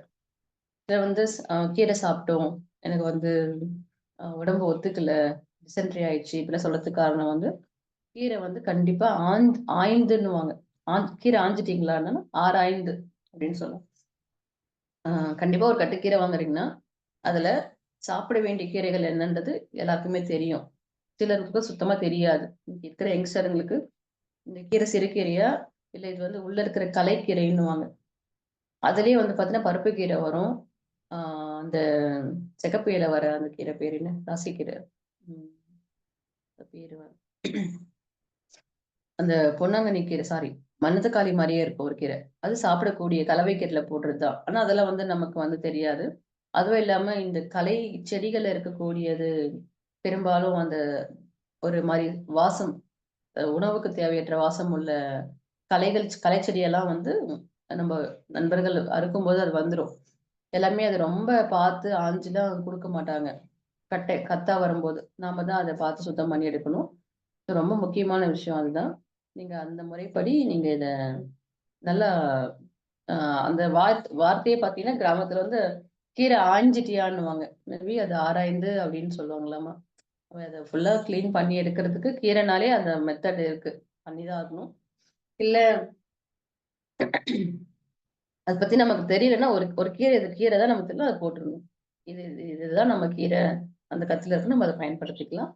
இது வந்து கூட்டு செய்ற மெத்தட்ல சிறுகீரை, அரைக்கீரை, பொன்னாங்கண்ணி, மணத்தக்காளி, பருப்பு கீரை, அ சிகப்பு தண்டு கீரை, ஆ சிகப்பு தண்டு கீரையிலே பார்த்தீங்கன்னா, பசலைக்கீரை, பாலக்கீரை இந்த மாரி எல்லாமே வந்து இந்த கூட்டுக்கு ரொம்ப ஆ சிறப்பா இருக்கும். சுவையும் ரொம்ப நல்லாருக்கும். இந்த முறையில நீங்க வந்து கூட்டு செஞ்சுக்கலாம். அதே வந்து பொரியல் மெத்தட் வந்து, நம்ம பருப்பு வந்து வேக வச்சு சேர்த்தோம். அதுக்கு முன்ன ஒரு ப்ராசஸ் பண்ணுவோம் இல்லைங்களா? எண்ணெய், கடுகு, பூண்டு, காஞ்ச மிளகாய், பச்சை மிளகாய் எல்லாமே போட்டு பண்ணிட்டு, இந்த அலசின கட் பண்ணி அலசின கீரையும் சேர்த்து வேகுது. நம்ம வந்து வேக வச்ச பயிருக்கு பதில் 2, 3 விஷயங்கள சேர்க்கலாம். வேர்க்கடலையில காஞ்ச மிளகாய், நம்ம முருங்கைக்கீரைக்கு போடுவோம் இல்லைங்களா? ஸோ அந்த மெத்தட்ல வேர்க்கடலைய வறுத்துட்டு, நல்லா ஆற வச்சுட்டு, ஆ அந்த 1 பாதியுமா ரவ மாரி உடைக்கிற மெத்தட்ல, அதில காஞ்ச மிளகாவையும் சேர்த்து பொடி பண்ணிட்டு, அதே மெத்தட் தான். இந்த வேக வச்ச பயிறு சேர்க்கறதுக்கு பதிலா, முருங்கைக்கீரையில மட்டும் தான் வேர்க்கடலை பொடி சேர்க்கணும்னு இல்ல. மத்த கீரை வகைகளையும் நீங்க வேர்க்கடலை பொடி சேர்க்கும்போது, சாதத்துக்கு பெசஞ்சு சாப்பிடும்போதும் சரி, அது ரசமும் இந்த ஒரு பொரியலும் இருந்தா போதும். சாதத்துக்கு போட்டு பெசஞ்சு சாப்பிட்டு, திரும்ப ரசம் வச்சு சாப்பிட்டுட்டு, திரும்பவும் இந்த கீரையோட சேர்த்து சாப்பிடும்போது ரொம்ப சுவையா இருக்கும். நீங்க வேணா டேஸ்ட் பண்ணி பாருங்க. ரொம்ப நல்லா இருக்கும். வேர்க்கடலை பொடிய போட்டு செய்யற மெத்தட். நம்ம இந்த சொரக்கா குழம்பு இதுக்கெல்லாம் வேர்க்கடலை போட்டு பண்ணுவோம் இல்லைங்களா? ஸோ அந்த மெத்தட்ல நம்ம வந்து இந்த மாரி செஞ்சுக்கலாம். இதே முறையில தேங்காய் துருவல். ஸோ தேங்காய் துருவல்ல வந்து பார்த்தீங்கன்னா, நம்ம துருவி வச்சுக்கிறோம். துருவல போட்டு பண்ற மெத்தட் ஒரு முறை. இதே மெத்தட் தான். நம்ம வேர்க்கடலை பொடி போடுறதுக்கு பதில் தேங்காய் துருவல் வந்து நல்லா பூ மாதிரி சாஃப்ட்டா இருக்கணும். தண்ணி வந்து ரொம்ப குறைவா இருக்கணும். தேங்காய் துருவல் போடும்போது அ தண்ணியே சேர்க்க வேண்டாம். நீங்க அப்படியே அந்த ஆவி மெத்தட்ல வெந்துச்சுனாலே கீரைக்கு அதில தேங்காய் துருவல் போட்டு இறக்கிடலாம். துருவல் மெத்தட் ஒண்ணு. தேங்காய், சீரகம் அரைச்ச விழுது சேர்த்துக்கலாம். இன்னொரு மெத்தட்ல. அது ரொம்ப இன்னும் நல்லாருக்கும். தேங்காவும், சீரகமும் நல்லா நம்ப இந்த காரக்குழம்பு, குருமாக்கெல்லாம் அரைக்கிறோம் இல்லைங்களா? ஸோ அந்த மாரி அரைச்சுட்டு, நீங்க அதில சேர்த்துட்டீங்கன்னா, இறக்கும்போது சேர்க்கணும். அந்த சிம்ல வச்சுட்டு சேர்த்துட்டு, லேசான சூடு வந்த உடனே, அந்த தேங்காய் வந்து கொதிக்கக்கூடாது. ரொம்பவும் சூடு ஏறக்கூடாது. லேசான சூடு வரும்போதே நம்ம அத இறக்கிடணுங்க. இப்ப இந்த பொரியல் கூட்டுன்னு எடுத்துக்கும்போதே பாருங்க, எத்தன முறையில செய்யலாம் அப்படின்னு சொல்லிட்டு. அதே மாரி நான் அந்த துவரம் பருப்பு சேர்க்கும்போது, அந்த சாம்பார் ஸ்மெல்லோட அந்த கூட்டு ரொம்ப சுவையா இருக்கும். நீங்க அத முயற்சி பண்ணுங்க. எப்படி சொல்ல வரேன்னா, அ நம்ம இந்த சமையல் செய்ற விஷயம் வந்து அ ஒரு ஆரோக்கியமானது. அறிவுபூர்வமானது, ஆரோக்கியமானது. வீட்ல இருக்கிற ஒட்டுமொத்த ஆரோக்கியமும் இதுல தான் இருக்கு. நம்ம வீட்ல இருக்கக்கூடிய ஒவ்வொரு நபரின் ஆரோக்கியமும் இங்க தான் இருக்குன்ற பக்கம் ரொம்ப கவனிச்சு, ரொம்ப சுவையோட எந்த மாரி குடுத்தா அத விரும்பி சாப்பிடுவாங்க. அதே மாரி இதுக்கு இது சேருமா? இதில இப்படி பண்ணலாமா? அப்படின்ற சின்ன சின்ன விஷயங்க தான். அத தெரிஞ்சுக்கிட்டு செய்யும்போது இன்னும் ஆரோக்கியமா இருக்கும். ஆ இப்ப வந்து பார்த்தீங்கன்னா, பல வகையில வந்து இந்த கூட்டு பொரியல் பார்த்தோம். இன்னொன்னு வந்து பார்த்தீங்கன்னா, நம்ம இந்த பயிறு சொன்னோம் இல்லைங்களா? பயிர வந்து கடையாம வேக வச்சாச்சு.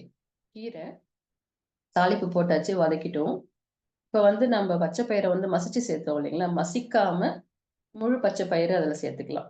முழு பச்சை பயிறு சேர்த்துட்டு, அதில கொஞ்சம் தேங்காய் துருவல் போட்டு, அது வந்து ஒரு ஸ்நாக்ஸ் மாரியுமே அத எடுத்துக்கலாம். கீரை, ஆ முளைக்கட்டின பச்சை பயிறு. ஈவினிங்ல நம்ம ஏதாச்சும் இந்த காய்கறிகள்லாம் எடுத்துக்கோங்க. 11 மணிக்கு இதெல்லாம் எடுத்துக்கோங்கன்னு சொல்றாங்க இல்லைங்களா? அதில வந்து ரொம்ப ட்ரையா இருக்கணும். தண்ணி வரா மாரி இருக்கக்கூடாது. கீரைய நம்ம நல்லா வேகுது. நீங்க சுத்தமா ரொம்ப ட்ரை மாரில வேக வைக்கிற மெத்தட் இருக்கு. நல்லா கீரைய வந்து அலசிட்டு, கொஞ்ச நேரம் காத்தாற விட்டுறணும். விட்டுட்டு, இது கூட நீங்க வெந்துட்டே இருக்கும்போது, அ அதுல வந்து நீங்க ஏற்கனவே முளைக்க வச்ச, வேக வச்சது கடைய வேண்டாம். கடையலாம் வேண்டாம். அதுல நீங்க காராமணி சேர்த்துக்கலாம், பச்சை பயிறு சேர்த்துக்கலாம். துவர இந்த மாதிரி நீங்க சாப்பிடக்கூடிய தானியங்கள், கருப்பு மூக்கல்ல, இந்த மாரி வந்து சுண்டல் பதத்துல வரக்கூடியத நீங்க வேக வச்சுட்டு, கொள்ளு இந்த மாதிரி. அதுல சேர்த்துட்டு, அதுல வெறுமனே தேங்காய் துருவல் தூவிட்டு ஸ்நாக்ஸா எடுத்துக்கும்போது, அந்த கீரைய வந்து குழந்தைங்க அவாய்ட் பண்ணாம, அந்த சுண்டலோட சேர்த்து சாப்பிட்டுருவாங்க. கீரை வந்து ரொம்ப நெறைய இருக்கக்கூடாது. கீரை வந்து ஒரு 2 கைப்பிடினா, சுண்டல் வந்து ஒரு 3 கைப்பிடி அளவுக்கு. ஒரு அளவுக்கு சொல்லுவாரு. ஸோ அதோட சேர்ந்து தேங்காய் துருவல். இது சைட் டிஷ்க்கும் இணை உணவாவும் பயன்படுத்திக்கலாம். நம்ம நொறுக்கு தீனி ஈவினிங் டைம்ல ஏதாச்சும் சாப்பிட சொல்றாங்க இல்லைங்களா? அந்த பசி நேரத்துல, ஸோ அதுக்கும் பயன்படுத்திக்கலாம். ஸோ இந்த வகையில நம்ம எல்லாத்துலயும் எடுத்துக்கலாம். அப்புறம் வந்து பார்த்தீங்கன்னா, துவையல் செய்ற முறை எப்படி அப்படின்னு பார்க்கலான்னு சொல்லியிருந்தோம். துவையல்ன்றத விட வதக்கி கடையிற மெத்தட் ஒண்ணு இருக்கு. கீரை பொறுத்தவரைக்கும் சூப்பா எடுத்துக்கிறதுல இருந்து, கடையல்ல இருந்து, பருப்பு போட்டு கடையல்ல இருந்து, வெறுமனே கீரைய கடைஞ்சு சாப்பிடுற வரைக்கும் நெறைய முறைகள் இருக்கு. அத வந்து வதக்கி தான் சாப்பிடணுமா அப்படின்னு இல்ல. சில கீரைகள் உதாரணத்துக்கு வந்து பார்த்தீங்கன்னா, முடக்கத்தான் கீரை இருக்குன்னு வச்சுக்கோங்களேன். நம்ம அதுல வந்து துவையல் தான் பண்ணுவோம். முடக்கத்தான்ல ஒரு வத்த குழம்பு வைப்பாங்க. காரக்குழம்பு பேஸ்லயே தான். முடக்கத்தான் கீரைய வதக்கிட்டு, அரைச்சு இறக்கும்போது அந்த கீரைய சேர்த்துருவாங்க. முடக்கத்தான் கீரைக்கும், தூதுவளைக்கும் அது ஈடுபடும். மத்தபடி வேற எந்த கீரையும் வந்து அந்த மாரி மாட்டாங்க. ஏன்னா முடக்கத்தான் கீரையும் சரிங்க, தூதுவளையிலயும் வந்து அந்த ஹார்ட்னஸ் நீங்க அத பச்சையாவோ, இதுவோ எடுத்துக்க முடியாது. அது ஒரு மூலிகை. கீரைன்னு சொல்றத விட. அது வந்து துவையலுக்கோ, சட்னிக்கு கூட வராது. பச்சையா அரைக்க முடியாது. வதக்கி செய்யறது. வதக்கி சேர்க்கிறது. அதுல நீங்க கூட்டோ, பொரியலோ செய்ய முடியாது. சரிங்களா? அதுல வந்து நம்ம இந்த மாரி மெத்தட். ஆஸ் யூசுவல் நம்ம பண்ணக்கூடிய வத்த குழம்பு மெத்தடே தான். அதுல வத்த குழம்பு மெத்தட்ல பண்ணிட்டுருக்கோம். முன்னாடியே வந்து ஒரு நல்லெண்ணெயில செய்றோம்னு வச்சுக்கோங்க. நல்லெண்ணெயில வந்து இப்போ நான் உங்களுக்கு முடக்கத்தான் கீரை சொல்றேன். முடக்கத்தான் கீரையில காரக்குழம்பு வைக்கிற மெத்தட். அந்த முடக்கத்தான் கீரைய வந்து லேசா நல்லெண்ணெயில வதக்கிட்டு எடுத்து ஆற வச்சிரணும். அவ்வளவுதான். மத்தபடி நம்ம புளிக்குழம்பு வைப்போம் இல்லைங்களா? ஸோ நார்மலா வைக்கக்கூடிய வத்த குழம்பு இருக்குதுல்ல. ஸோ அந்த மாரி நம்ம வச்சுட்டு, அந்த இறக்குற நேரத்துல இந்த வதக்குன கீரைய அம்மிலயோ, இல்ல மிக்ஸில வந்து ரிவர்ஸ் மெத்தட்லயோ கொர கொரன்னு அரைக்கணும். நைஸா பேஸ்ட் மாரி அரைச்சிடக்கூடாது. அதே மாரி இலை இலையாவும் தெரியாம அத அரைச்சு, நீங்க இது இறக்குற நேரத்துல இந்த கீரைய சேர்த்து சாப்பிடுவாங்க. அது ரொம்ப ஒரு மாரி அந்த சிறு கசப்பும் தெரியும். ஆ ஒரு மாரி ஹார்ட்னஸ் இருக்கும். அந்த புளிப்பு. அதே மாரி இந்த கீரைக்கு வந்து புளிப்பு கொஞ்சம் அதிகமா இருந்தா தான், இந்த தூதுவளையும், இந்த முடக்கத்தான் கீரையும் நம்மளால எடுத்துக்க முடியும். அதனால இத ஊறுகாவாவோ, இல்ல துவையலாவோ செய்வாங்க. காரக்குழம்பு செய்வாங்க. முடக்கத்தான் தோசை கூட பார்த்தீங்கன்னா, ரொம்ப லைட்டா தான் சேர்ப்பாங்க. ரொம்ப அதிகமா சேர்க்கும்போது கனரும், ஒரு மாரி எரிச்சல் வரும் அப்படின்னு சொல்றது. அப்ப அது வதக்கும்போது எண்ணெயில வதக்கும்போது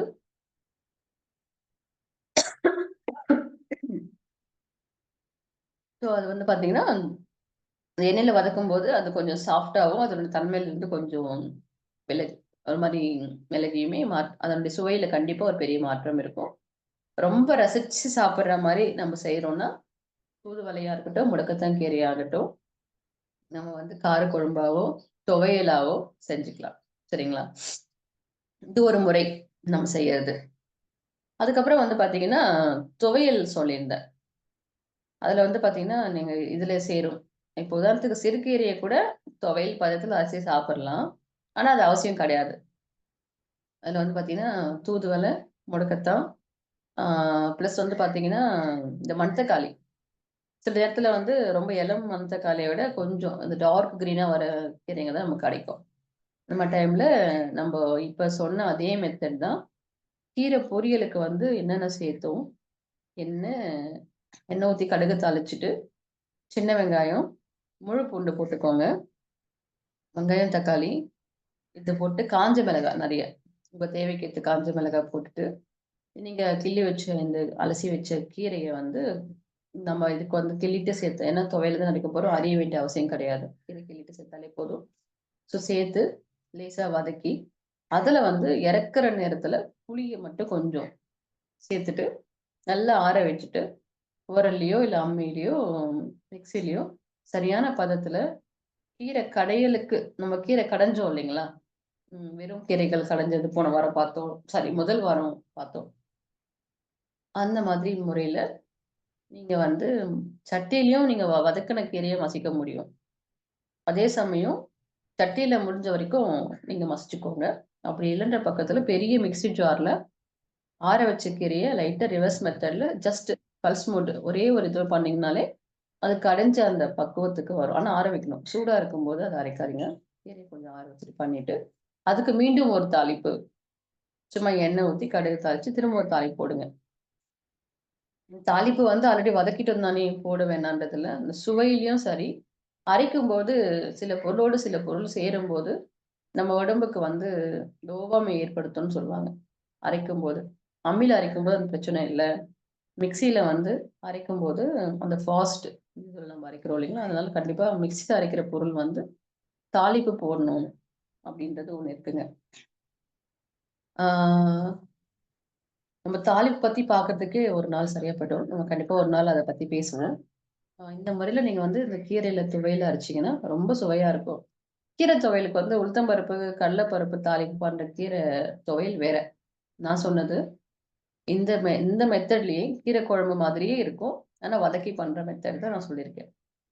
இப்ப புதினா, கொத்தமல்லி, கருவேப்பிலாம் போட்டு துவையல் அரைக்கிறது, அது கூட கொஞ்சம் வல்லார சேர்த்துக்கிறோம்.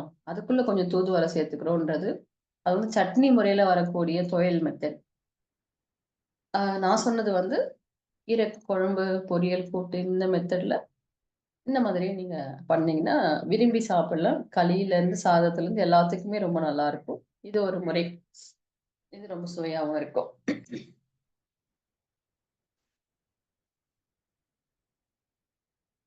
அதுக்கப்புறம் புளிச்சக்கீரை கேட்டிருந்தீங்க முன்னாடியே. புளிச்சக்கீரை வந்து பார்த்தீங்கன்னா, நாட்டு புளிச்சை. ஃபுல்லா பச்சையா இருக்கும். புளிச்ச புளிச்சக்கீரையில பல வகைகள் இருக்கு. ஜாம் புளிச்சை, சிகப்பு புளிச்சை, ஃபுல்லாவே சிகப்பாவே இருக்கும். சில கீரை வந்து தண்டு மட்டும் சிகப்பா இருக்கும். கீரை பச்சையா இருக்கும். முழுமையான பச்சைக்கீரை. இந்த மாரி நெறைய வகைகள் இருக்கு. அந்த கீரையோடைய வடிவமைப்பு மாறி நெறைய கீரைகள் இருக்கும். ஒண்ணு ரொம்ப ஷார்ப்பா நீளமா இருக்கும். இன்னொன்னு வந்து ஒரு மாரி ரவுண்ட் ஷேப்ல வரும். இந்த மாரி நெறைய ரகங்கள் இருக்கு. இப்ப வந்து பார்த்தீங்கன்னா, சில கீரைகள் வந்து புளிச்ச கீரை தான். ஆனா வந்து எல்லா சுவையும் சேர்ந்த மாரி. அதுல வந்து மெயினா பச்சை புளிச்ச கீரை. அது வந்து பார்த்தீங்கன்னா, எங்க கிராமத்துல வந்து அந்த கீரைய வந்து தனியா கடைய மாட்டாங்க. அது ஏன்னு எனக்கு தெரியாது. கத்திரிக்காய் கூட சேர்த்துப்பாங்க. ஒரு கத்திரிக்காய் சேர்த்துட்டு, இந்த கீரையும் சேர்த்துட்டு, இந்த காஞ்ச மிளகாய்லாம் போட்டு, கொஞ்சமா புளி சேர்ப்பாங்க. புளிச்சக்கீரைல புளியே சேர்க்கக்கூடாதுன்ற ஒரு ஃபார்மேட் இருக்கு. அது வந்து சிகப்பு புளிச்ச, தண்டு பச்சை ஆ இருக்கிற கீரை கிடையாது. நீங்க பார்த்தீங்கன்னா தெரியும். சில கீரை வந்து ரொம்ப உரைக்கிற புளிப்புல இருக்கும். அதுக்கு வந்து நம்ம எதுவுமே போட வேண்டிய அவசியம் கிடையாது. அந்த இது வேற. அது சொல்ற மாரி அந்த கீரையோட ரகங்கள் பொறுத்து. காசினி கீரைன்னுவாங்க அத. பச்சை புளிச்சிய வந்து கிராமத்துல வந்து காசினி கீரை அப்படியே கடைஞ்சுலாம் அத சாப்பிட முடியாது. அதுல வந்து கத்திரிக்காய் சேர்த்து, வெங்காயம், தக்காளிலாம் சேர்த்து சொல்றாங்க. உதாரணத்துக்கு காசினி கீரை சொல்லக்கூடிய பச்சை புளிச்சை தான் அதுதான் சொல்றாங்க. சிகப்பு புளிச்ச நான் சொன்ன மாரி அதுல வகைகள் மாறுபடுது இல்லைங்களா? ஸோ அந்த முறையில இப்ப காசினி கீரைன்னு சொல்லக்கூடிய அந்த பச்சை புளிச்சை கடையிற மெத்தட் வந்து நம்ம கிள்ளிக்கிறோம். கிள்ளிட்டு அத வதக்கலாம் வேண்டாம். அலசியாச்சு. அத வேக வைக்கிறோம். ஓகேங்களா? அது வேகும்போது அதுல ஒரு கத்திரிக்காவ அரிஞ்சு போட்டுடுறாங்க. அத போட்டு அத வேக வைக்கிறோம். அப்போ தனியா வந்து ஒரு வாணல்ல நல்லா வந்து ஒரு 4, 5 வெங்காயம், பெரிய வெங்காயம். அதுல வந்து தக்காளி இல்ல, வெங்காயம், காஞ்ச மிளகாய், பூண்டு நல்லா ஒரு பொன்னிறம்ல வந்து வ வ வறுத்துட்டு, அது தனியா எடுத்துக்காச்சு. அந்த கீரையும், கத்திரிக்காவும் வெந்து முடியும்போது, அதுல கொஞ்சமா புளி சேர்த்துக்கலாம். கொஞ்சமா புளி சேர்த்துக்கிறாங்க. நம்ம பருப்பு கடையிற சட்டி தான் பயன்படுத்துறது. மிக்ஸியில போட வேண்டியது கிடையாது அது. நீங்க வறுத்து அந்த காஞ்ச மிளகாய், வெங்காயத்தெல்லாம் போட்டு முதல்ல ஒரு நல்லா கடைஞ்சிரணும். அது பொடியாகி ஒரு மாரி மேஷ் ஆகும். அதுக்கப்புறம் இந்த வெந்த புளிச்சையும், இந்த வேகச்சு அந்த இதுவெல்லாம் போட்டு திரும்பவும் கடைஞ்சு உப்பு சேர்த்து கடைஞ்சிட்டு, நீங்க அதுக்கு தாளிப்பு சேர்த்து அப்படியே பயன்படுத்தலாம். இது வந்து அந்த மெத்தட்ல பண்றது. அடுத்ததா வந்து பார்த்தீங்கன்னா, சிகப்பு புளிச்ச ஃபுல்லா ரெட்டா இருக்கு. அதெல்லாம் இருக்குன்னா, நம்ம வந்து துவையல் சொல்ல முடியாது. ஊறுகாய் பதம் எப்பவுமே அது இந்த புளிப்பா இருக்கிறத எப்படி செய்யணும் அப்படின்றத பார்க்கலாம். அதில நீங்க எதுவுமே போட வேண்டாம். கோங்கரா சட்னிலாம் பண்றோம் இல்லைங்களா? அந்த பேஸ் தான். கோங்கரானாலே நமக்கு அதிகமா ஆந்திரா ஸ்பெஷல். இப்போ உதாரணத்துக்கு சிகப்பு புளிச்ச இருக்கு அப்படின்னா, அத நல்லா சுத்தம் பண்ணிர்றோம். அத எடுத்து அலசிர்றோம். அலசுனதுக்கு அப்புறமா பொடியா கட் பண்ணிக்கிறோம். அப்படியேவும் போடலாம். பட் ஆனா பொடியா கட் பண்ணிக்கலாம்.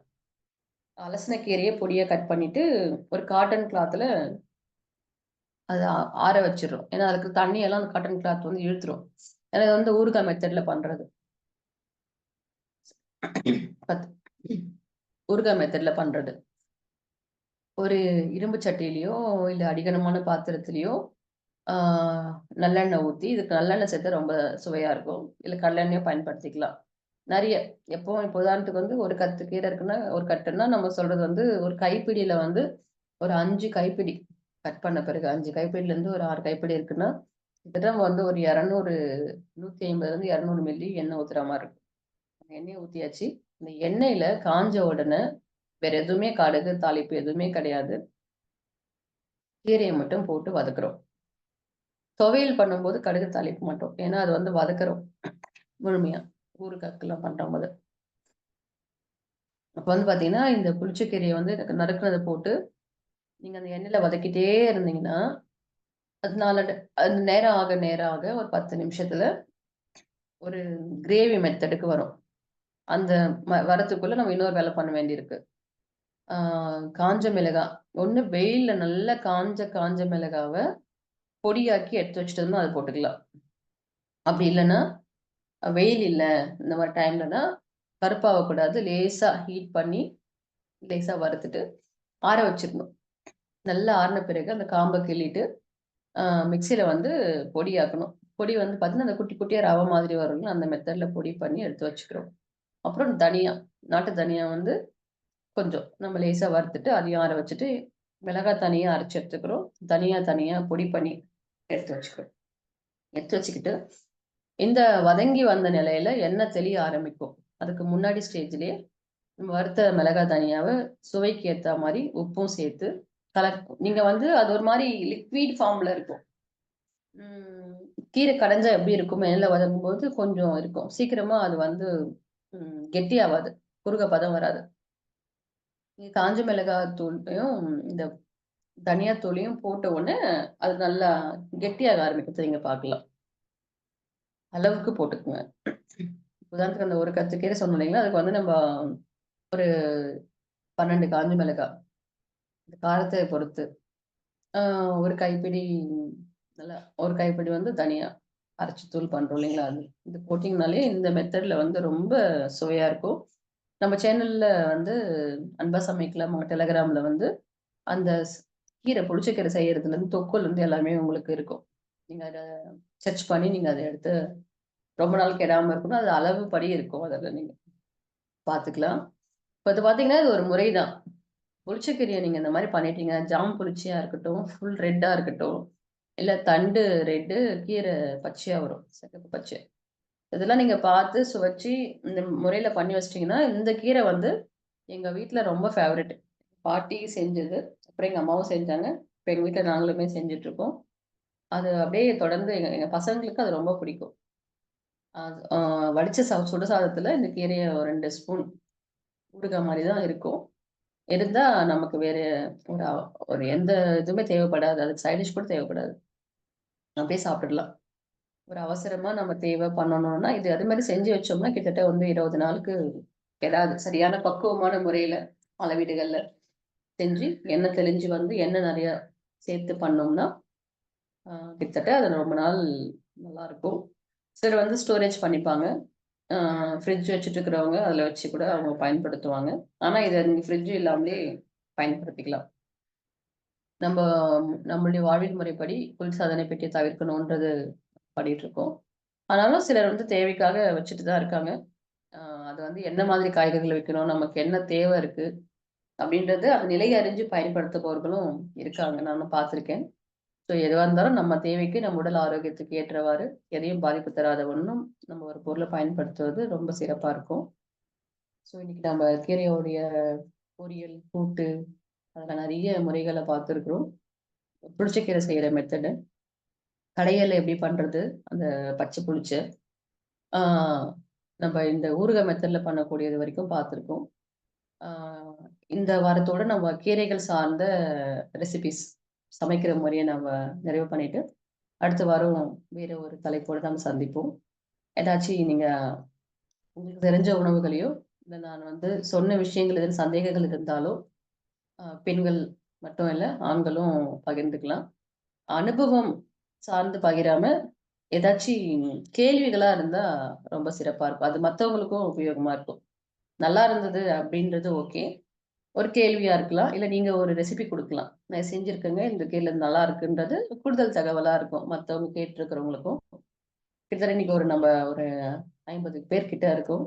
எல்லாருக்கும் பயனுள்ளதா அமையும்னு நினைக்கிறேன். மகிழ்ச்சி.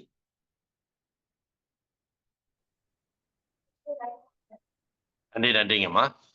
இன்றைய வேளையில் அற்புதமாக நமக்கு வந்து கீரைகளை பற்றி கீரைகள் வந்து 2 வாரங்கள் தொடர்ந்து சொல்லியிருந்தாலும், கீரைகள்ல இவ்வளவு விஷயங்கள் இருக்குதா? அப்படிங்கிறத மாரி இன்னைக்கு வந்து நெறைய விஷயங்கள் நமக்கு சொல்லியிருக்காங்க. கீரைகள் வந்து பொரியல், கீரைகள் கூட்டு, அது இல்லாம புளிச்ச கீரைய பத்தி போன ட்ரிப் கேட்டிருந்தீங்க. அதுக்குண்டான விளக்கம் அப்படின்னு சொல்லிட்டு, இந்த செஷன்ல வந்து எண்ணிலடங்கா பல்வேறு கீரைகளை பற்றி நமக்கு பல்வேறு உணவு முறைகள் தயாரிக்கிறது பற்றி இயற்கை சார்ந்து, பாரம்பரிய முறையில் நம்ம தயாரிக்கிற முறைகளை சார்ந்து நமக்கு அற்புதமா இன்னைக்கு வந்து செஷன் குடுத்துருக்காங்க. இன்றைய வேளையில் நமக்கு அற்புதமான இந்த கீரைகளை பற்றி பாரம்பரிய முறையில் சமைப்பது எப்படி என்பதை பற்றி விளக்கம் அளித்து சிறப்பித்துக் கொடுத்த ரேகா சிவகுமார் அவர்களுக்கு அனைவரின் சார்பாக நெஞ்சார்ந்த நன்றிகளையும், வாழ்த்துக்களையும் தெரிவித்துக் கொள்கிறோம். நன்றி, நன்றி மேடம். நன்றி, நன்றிங்கய்யா. இப்ப அவங்க சொன்னது மாரி உங்களுக்கு இந்த நிகழ்ச்சியில ஏதாவது சந்தேகங்கள், நீங்க செய்யற முறைகள்ல ஏதாவது சந்தேகங்கள் இருந்தாலோ, இல்ல நீங்க உங்களுடைய அணுகுமுறையில நீங்க செஞ்சிட்டு இருக்கிற உங்களோட நிகழ்வுகளை பற்றி தெரியப்படுத்தினாலோ தெரியப்படுத்தலாம்னு சொல்லியிருக்காங்க. கண்டிப்பாக அவர்கள் தங்களுடைய கருத்துக்களை இதுல வந்து இந்த நேரத்துல ஷேர் பண்ணிக்கலாம். நன்றி. வணக்கம்மா. அன்மியூட் பண்ணீங்கம்மா. வணக்கம் மேம். வணக்கம்மா. இப்ப வல்லாரையில 2 டைப் இருக்குதுங்களா? ஒண்ணு ஹைபிரிட் மாதிரி ரொம்ப திக்கா இருக்குதுங்கம்மா. இன்னொன்னு கொஞ்சம் சாஃப்ட்டா கிடைக்குது. இப்ப இந்த ஹைபிரிட் தான் நெறைய கிடைக்குது. இது நம்ம ஏதாவது முறை உண்டுங்களா?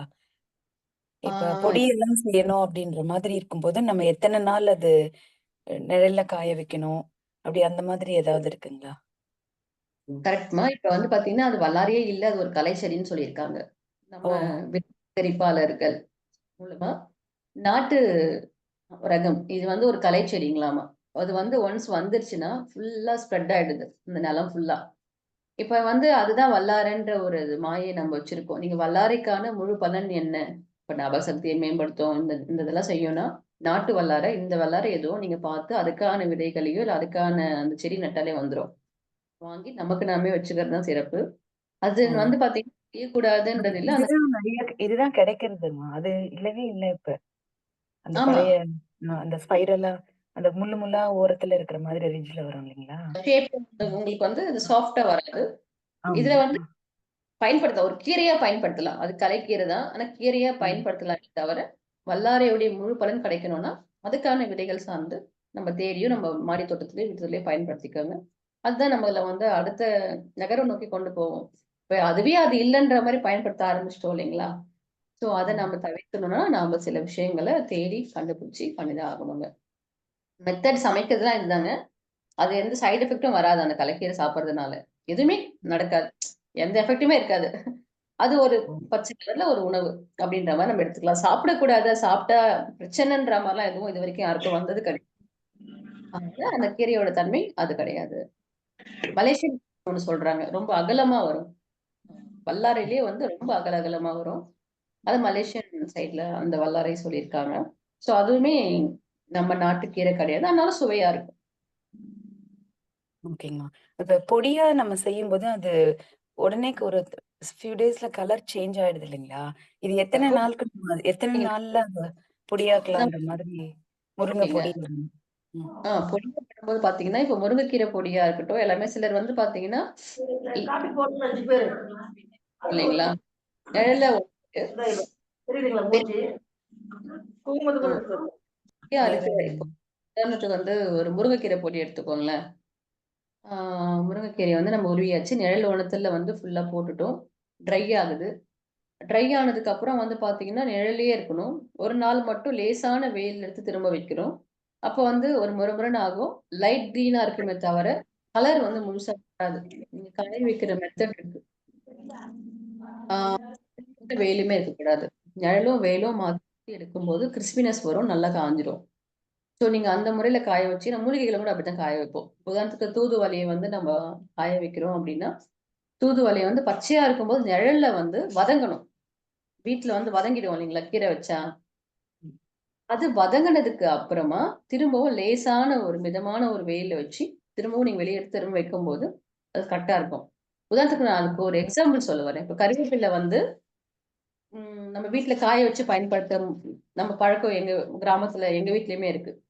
கருவேப்பிலைய நம்ம என்ன பண்றோம்னா, முழு கறிவேப்பிலையே வந்துட்டு அப்படியே வந்து வச்சுடுறோம்.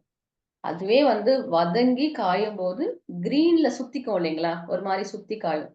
கலரும் அது மாதிரி மாறிடுது. ஆமா. கலர் அப்படியே தான் இருக்கும். உங்களுக்கு மாறாது. அலசிறீங்க. நல்லா அலசி அந்த தண்ணி சுத்தமா ட்ரை கருப்பு ஆயிடும். கருப்பு மாதிரி வருதுங்களே! கருப்பு கலர் மாதிரி வந்துடுது. எப்படி அது வருதுங்க?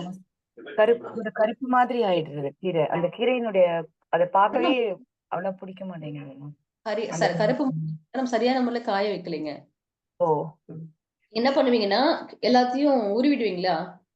ம்.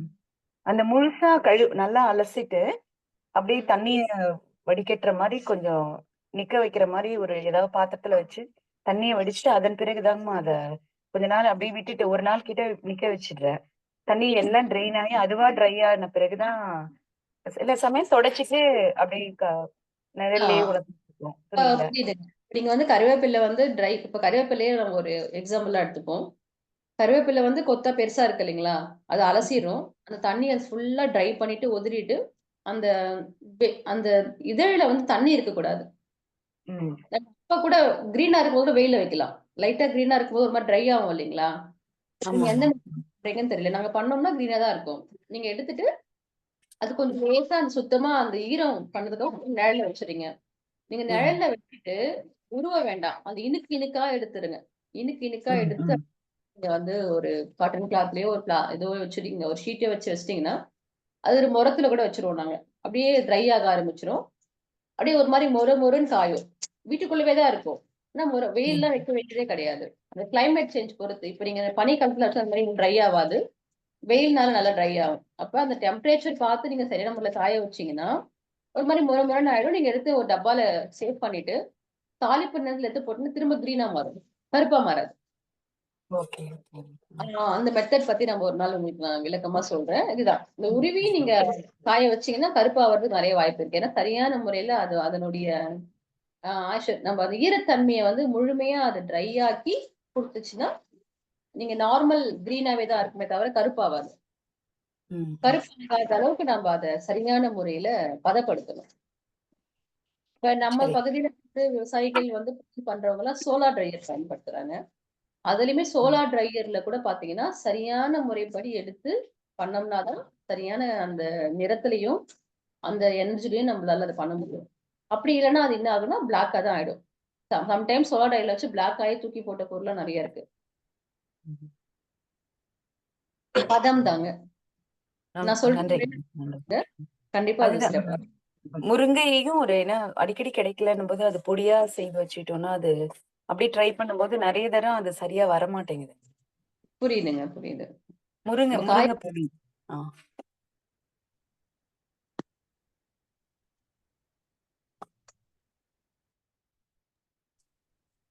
இப்ப நீங்க கறிவேப்பில சக்சஸ் பண்ணிட்டீங்கன்னா, மத்த எல்லா கீரையும் நீங்க அதே பேஸ்ல நீங்க பண்ணிக்கலாம். நீங்க இப்ப இந்த டைம்ல பனி அதிகமா இருக்கும். உள்ள இருக்கிற அந்த அட்மாஸ்பியர் வந்து நமக்கு எப்பவுமே சில்னஸ் குடுக்கும். அந்த மாரி டைம்ல நீங்க எந்த கீரையுமே வந்து அதனால வந்து சித்திரை மாதம் புரட்டாசி மாரி வத்தல் போடுறது இதெல்லாம் டெம்பரேச்சர் பேஸ் பண்ணி தான் நம்ம முன்னோர்கள் ஒர்க் பண்ணாங்க.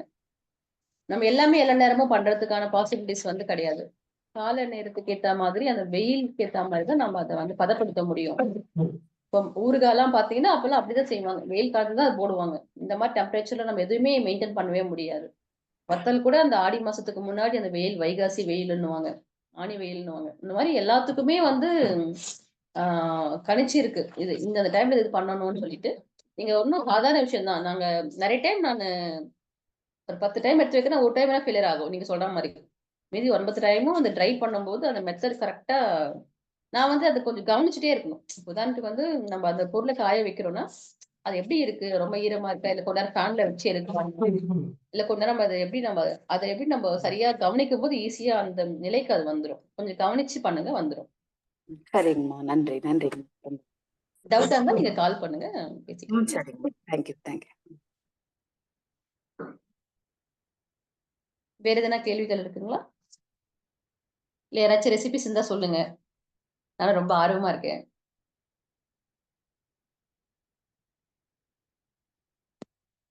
வணக்கம் மேம். வணக்கம் மேம். வணக்கம். அம்மா இது நம்ம இப்ப தாளிக்கும்போது மொளவத்தல் வந்து யூஸ் பண்ணக்கூடாது அப்படிங்கிறாங்களாங்க. அதாவது அது யூஸ் பண்ணலாமா மொளவத்தல்? காஞ்ச அதாவது மிளகாய்ங்களா? உடம்புக்கு வந்து பச்சை மிளகாய் தான் யூஸ் பண்ணணும். காஞ்ச மிளகாய் வந்து உடம்புக்கு வந்து நல்லது இல்ல அப்படிங்கிறாங்க. அதனால காஞ்ச மிளகாய் யூஸ் பண்ணலாம். இல்லம்மா. இப்ப நம்ம காஞ்ச மிளகாய் தாளிப்புன்றது எனக்கு தெரிஞ்சு ரொம்ப வருஷமா பண்ணிட்டு தான் இருக்கோம். ஆ ம். நம்ப அ ஆன்மீகம் அந்த பிளஸ் வந்து நம்ம இந்த தியானம் சார்ந்து போம்போதும், சிலத சேர்க்கலாம், இத சேர்க்கக்கூடாதுன்றது ஒரு முறை இருக்கு. அவங்கவங்க பின்பற்றுபவர்கள் முறைப்படி நீங்க அத சைவ சித்தாந்தம் அடிப்படையில நீங்க அத பண்ணிக்கலாம். ஆனா, உணவு முறைப்படி காஞ்ச மிளகாய் தாளிப்பு தான் ரொம்ப பிரதானமா இருந்திருக்கு. பச்சை மிளகாவ காட்டிலும் அதிகமா வந்து காஞ்ச மிளகாய் தான் பயன்படுத்திருக்காங்க. பச்சை மிளகாய் வந்து பயன்படுத்தக்கூடாதான்றது எல்லாமே வந்து நம்மளுடைய உணவு முறை சார்ந்து இருந்திருக்கு. வேணும், வேணான்றது அவங்கவங்க வாழ்வியல் முறைப்படி மாத்திக்கலாம். இப்ப வந்து பாத்தீங்கன்னா, இப்ப மிளகாத்தூள் பயன்படுத்தக்கூடாதுன்ற ஒரு குழுவினர், அதான் அதுக்கான ஒரு அந்த உடல் கட்டமைப்பு சார்ந்து, மனம் சார்ந்து தியானம் பண்றவங்க சார்ந்து சொல்றாங்க இல்லைங்களா? அப்ப அத ஆமா. ஃபாலோ பண்றதுக்கு அத பண்ணிதான் ஆகணும். நான் சொன்னது சாதாரணமா வீட்ல இன்னைக்கு இருக்கக்கூடிய வாழ்வியல் படி பண்ற மெத்தட் நம்ம பேசிட்டு இருக்கோங்க. சரிங்கம்மா, ஒரு சரி. ரொம்ப கிட்ட நன்றி. உணவு பார்த்தீங்கன்னா, எனக்கு வெங்காயம் இல்லாம உணவு வேணும். பூண்டு இல்லாம வேணும். காஞ்ச மிளகாய் குடுக்கக்கூடாது. அதெல்லாம் சொல்றவங்களையும் நம்ம சந்திக்கிறோம். நான் வந்து ஆமா. ஒரு பொதுவான ஒரு ஒரு பாட்டிமார்கள் பண்ண அந்த உணவு சார்ந்து நம்ம பேசிட்டு இருக்கோங்க. சரிங்கம்மா. ரொம்ப நன்றிங்க. அது அவங்களுக்கு கண்டிப்பா புரிஞ்சிருக்கும்னு நெனைக்கிறேன். இதுதான். சரி, நம்ம என்ன எத சார்ந்து நம்மளுடைய வாழ்வியல் முறை இருக்கோ, அது சார்ந்த நம்ம உணவு முறை இருக்கு. இப்ப நம்ம எல்லா சரிங்க. பெண்கள் எல்லா தரத்தினருக்கும், குழந்தைங்களுக்கும் பிடிச்ச மாதிரியான உணவுகள் பத்தி நம்ம பார்த்துட்டு இருக்கோம். பத்திய உணவுகள்னு இருக்கு. ஆன்மீக உணவுகள் இருக்கு. சைவ சித்தாந்த உணவுகள், வள்ளலார் உணவுகள். இந்த மாரி நெறையவே அவங்களுடைய கோட்பாடுகளுக்கு ஏத்தவாறு உணவு முறை மாத்தியிருக்காங்க. அதன்படி நம்ம போறோமா இல்லையான்றது நம்மளுடைய சுயம் சார்ந்ததுங்க. சரிங்கம்மா. நன்றிங்க. நன்றி.